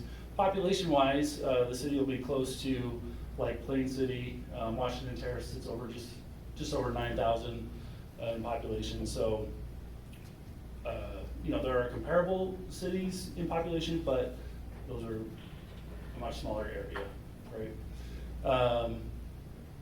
Let's see. Some of the other things you're gonna have to consider are all the sorts of specialties and resources that need to be provided, right, to the city and to the citizens related to public safety. So when we're talking, and this is kind of a brief overview, and we're gonna go into more of it with more specialized things, related to enforcement, related to patrol, right? You're gonna need people that can reconstruct serious crashes and fatal crashes, so that we can have full and complete investigations, right? You're gonna need armorers who can maintain and repair firearms that your guys are issued, right? Things are gonna happen where we need a SWAT team. Things are gonna happen where we need less lethal weapons, like the pepper spray, that's the OC up there, tasers, right, those sorts of things. If you end up deciding to go into specialized training or equipment, you generally want instructors that can provide that training and knowledge to the department. So you need instructors of all sorts of different areas. K-9s, we're gonna get into those a little separately, so I'll save that. But with the sheriff's office, you can see, right, this is what is coming with, these are the resources we already have. These are the resources we already provide to our contract cities. The field training officers, right, we need people to train new cops, and we have a lot of new cops. It's just become a feature of the profession that we are constantly recruiting. You need school resource officers, right, they require special training. You need the crisis intervention training and certifications to deal with the abundance of mental health calls that we get nowadays. So just all things to consider. Oh, the UTIP, CDSA, that's an interesting one. Commercial vehicle inspections, right? We need someone specially certified who knows how to inspect commercial vehicles, especially those that could carry hazardous materials, but a good reason why is the fatal crash in the canyon last year, right? Where the tow company had the heavy equipment that came off of it, shouldn't have killed 2 people. We need someone who has the training and knowledge to dissect that entire scene, those vehicles, that equipment, and find out what was going right and what was going wrong, right? Okay, in our, and this is all geared a lot towards patrol, right? A patrolman out doing the everyday police work with these certifications and things. Focus on our investigations bureau, and I'll go on them for just a minute since they're mine. Right now, we're set up, we have, we call them major crimes, and then we have crimes against children. In the major crimes category, they deal with things like the adult sex offenses, the aggravated assaults, robberies, burglaries, those sorts of things. And child crimes or child welfare investigations, they're dealing with child abuse, right? We have a dedicated financial crimes detective. We have a dedicated internet crimes against children detective, so that's more of your To Catch a Predator type things, right? Unfortunately, we have an abundance of cases where children are victims, so that's why we have so many detectives assigned to those areas. The Weber County Attorney's Office commands the Weber Morgan Homicide Task Force. 6 of our detectives are part of that task force, and they're heavily relied upon. One of our detectives is a team leader. I used to be a team leader on it as well. To give you an example of how great their work is and just the quality of investigation this team does. The recent Tremont officer murders, the Weber Morgan Homicide Task Force are the ones handling that investigation. The Weber County Sheriff's Office detectives are doing the bulk of that, right? So they have a lot of the specialized training, knowledge, and experience that go into even major critical cases like that. We have several guys on the SWAT team. The Securus platform, I won't get into that, just a fancy phone thing. We have guys on the U.S. Marshals VFAST team, that's catching violent fugitives. People certified to interview children, people certified to do digital forensics, right? Download computers, phones, examine evidence through all those. We have positions at the strike force and the gang unit. We have people on the FBI's child exploitation task force. And again, all of these things are services that we bring to our contract cities, right, and our city partners in the community, so that when a major case happens, we can bring all of these resources to bear. And plenty of these things do happen up here. And I really hope I don't step off that ledge at some point. I'm probably gonna come back down, but just make sure I don't. But these are just, again, things to consider. When all of these resources are available to you because you already have them, it makes handling those critical incidents a lot easier. This is a photo the sheriff loves. This is from a homicide case in 2020. China Toilolo, her name's Lupina Toilolo, they call her China, was found dead in Ogden Canyon. Some of you may remember that. Her boyfriend had strangled her and killed her and dumped her body next to the river. Anyway, this is just, the chief deputy at the time took this photo. This was the morning after the morning after her body was found. So everyone has been working through the entire night. We just came back from her autopsy. We have us, we have the prosecutors, we have the county attorney's office investigators, and our whole team together planning out what we're gonna do for this investigation to get this solved. Yours truly has his back to you in the blue polo, but anyway, with a bald spot for me. But anyway, it's just, he really likes it, highlights the way our team comes together, and again, all those resources we have to offer. School resource officers, again, we have 10 of those with a sergeant that supervises them.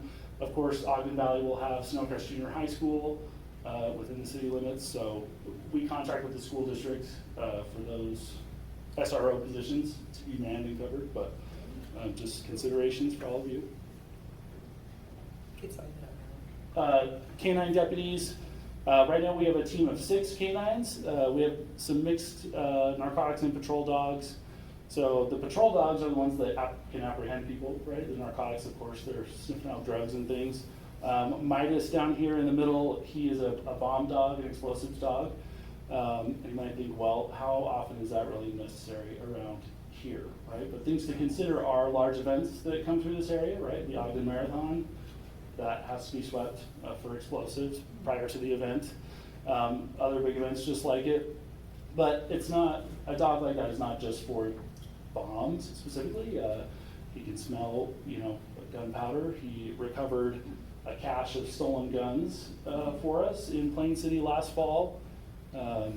it was a juvenile suspect that stolen a bunch of guns in a burglary spree over Thanksgiving and hidden them away from his house, and Midas found them. We would have never found them without him. So just interesting things that you don't necessarily think about when you hear about these resources and you think of the cost and everything, but there's more than just, you know, the obvious use. Over there on the left is Gizmo, over here on the right is Murphy.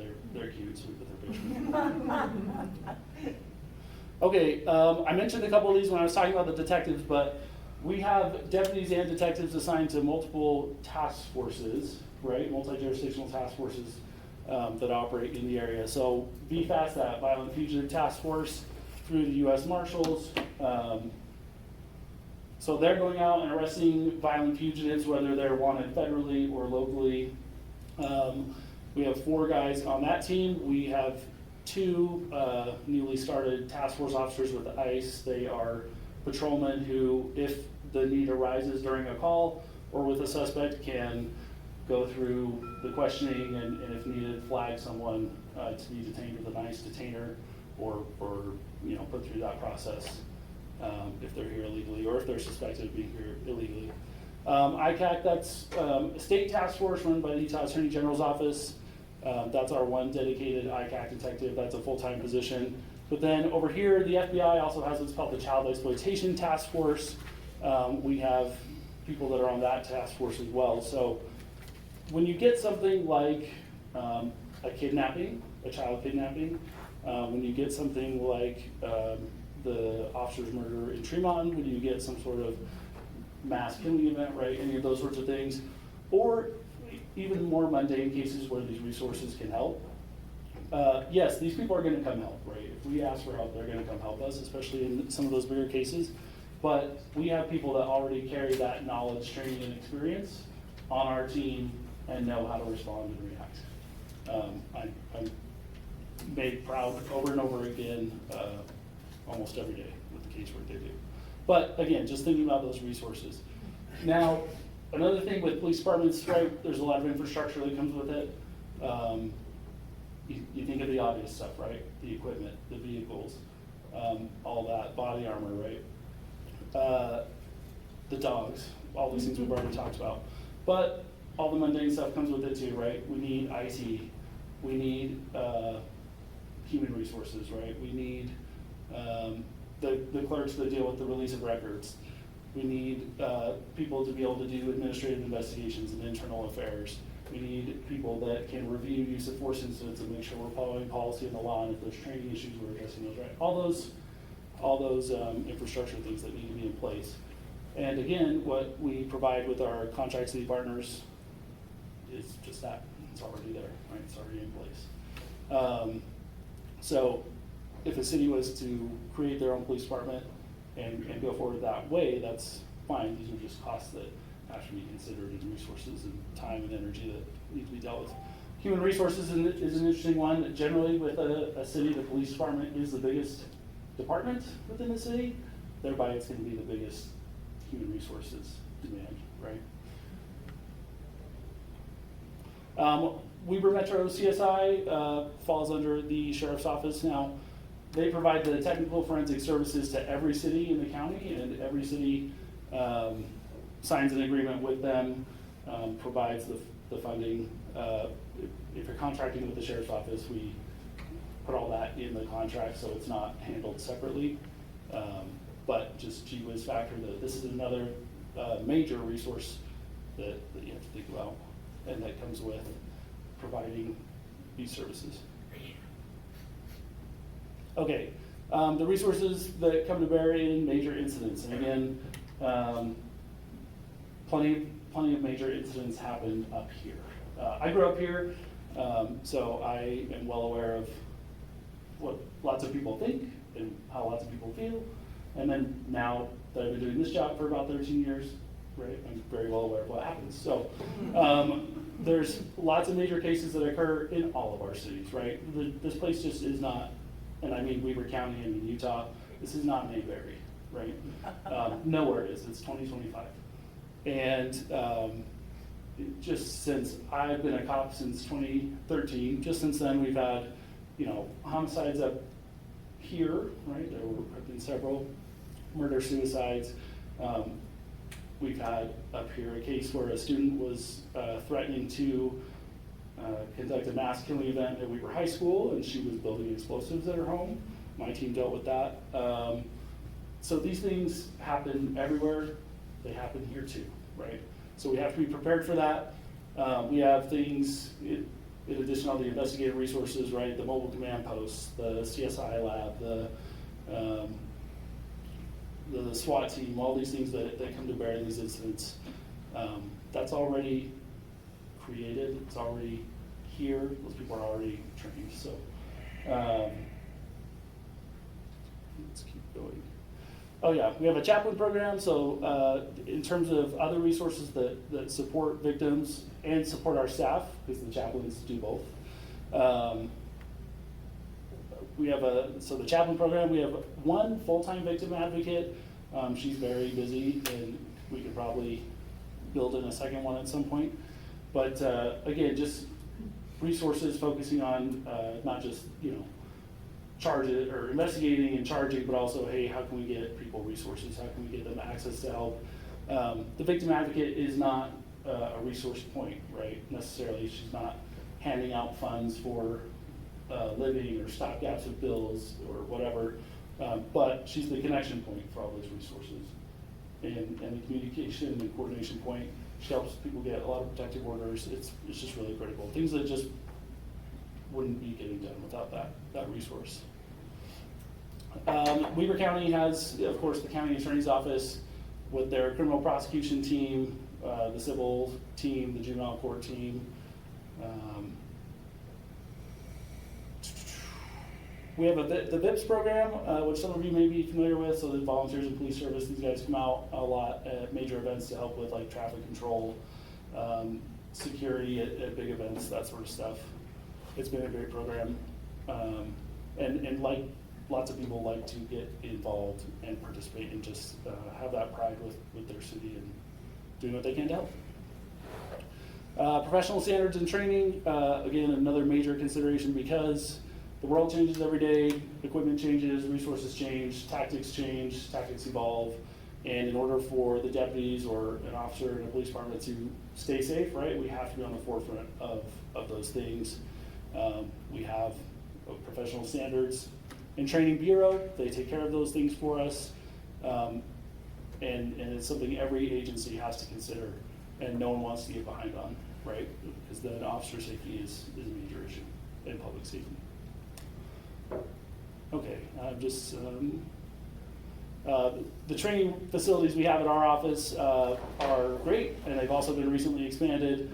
This warehouse and training facility was built just a couple of years ago, and it has been amazing for our deputies, and then also the ability for us to bring in lots of outside training and newer training, not only for us, but for all the agencies in the area. We have a drone program. Some of you may be familiar with this. The drones are utilized a lot in search and rescue operations, but are used very commonly in our law enforcement operations too. So a great example is recently there was a barricaded subject. This would have been, or this address would have been, or will be in the city's limits. Barricaded subject, he got fired from his job. He wasn't too happy about that, decided to go on a big drinking binge, started threatening his family, threatening to kill people. It got to the point that he violated several laws and was obviously a danger to his family, right, and other people. He decided to barricade himself in his house, wouldn't come out. So normally in that situation, right, the tactics and things that go into that involve not only patrol, but we have a SWAT team coming to get him, right, because of the level of danger and level of risk that he's at. But the drones were a really critical part of that because they allowed the deputies that sit perimeter on the house and everything to be a lot further back in much safer positions, and then the drones were the things up close, which is just safer for all of us. Once he was arrested, what they found, sorry, I won't skip the good part. SWAT team showed up and he surrendered. When we went in to process the scene and collect weapons that he had threatened his family with and everything, we found that he had put firearms at basically every window and door inside the house, set up firing positions. I'm glad he decided not to go that route and have a shootout because it would have been horrible. But again, the drones being the things to be closer to the house, be taking on that risk rather than a deputy or an officer, is just worth its weight in gold and unimaginable value. So anyway, we have an entire drone team, big drones, little drones, interior drones, exterior drones, and they become a critical part of what we're doing in enforcement. We have the Honor Guard. They're our fancy, flashy, ceremonial group. PIOs, so this is a good point to hit for all of you, and I've gotten my time close, I know. But, so the public information officers, when we have, and I am one,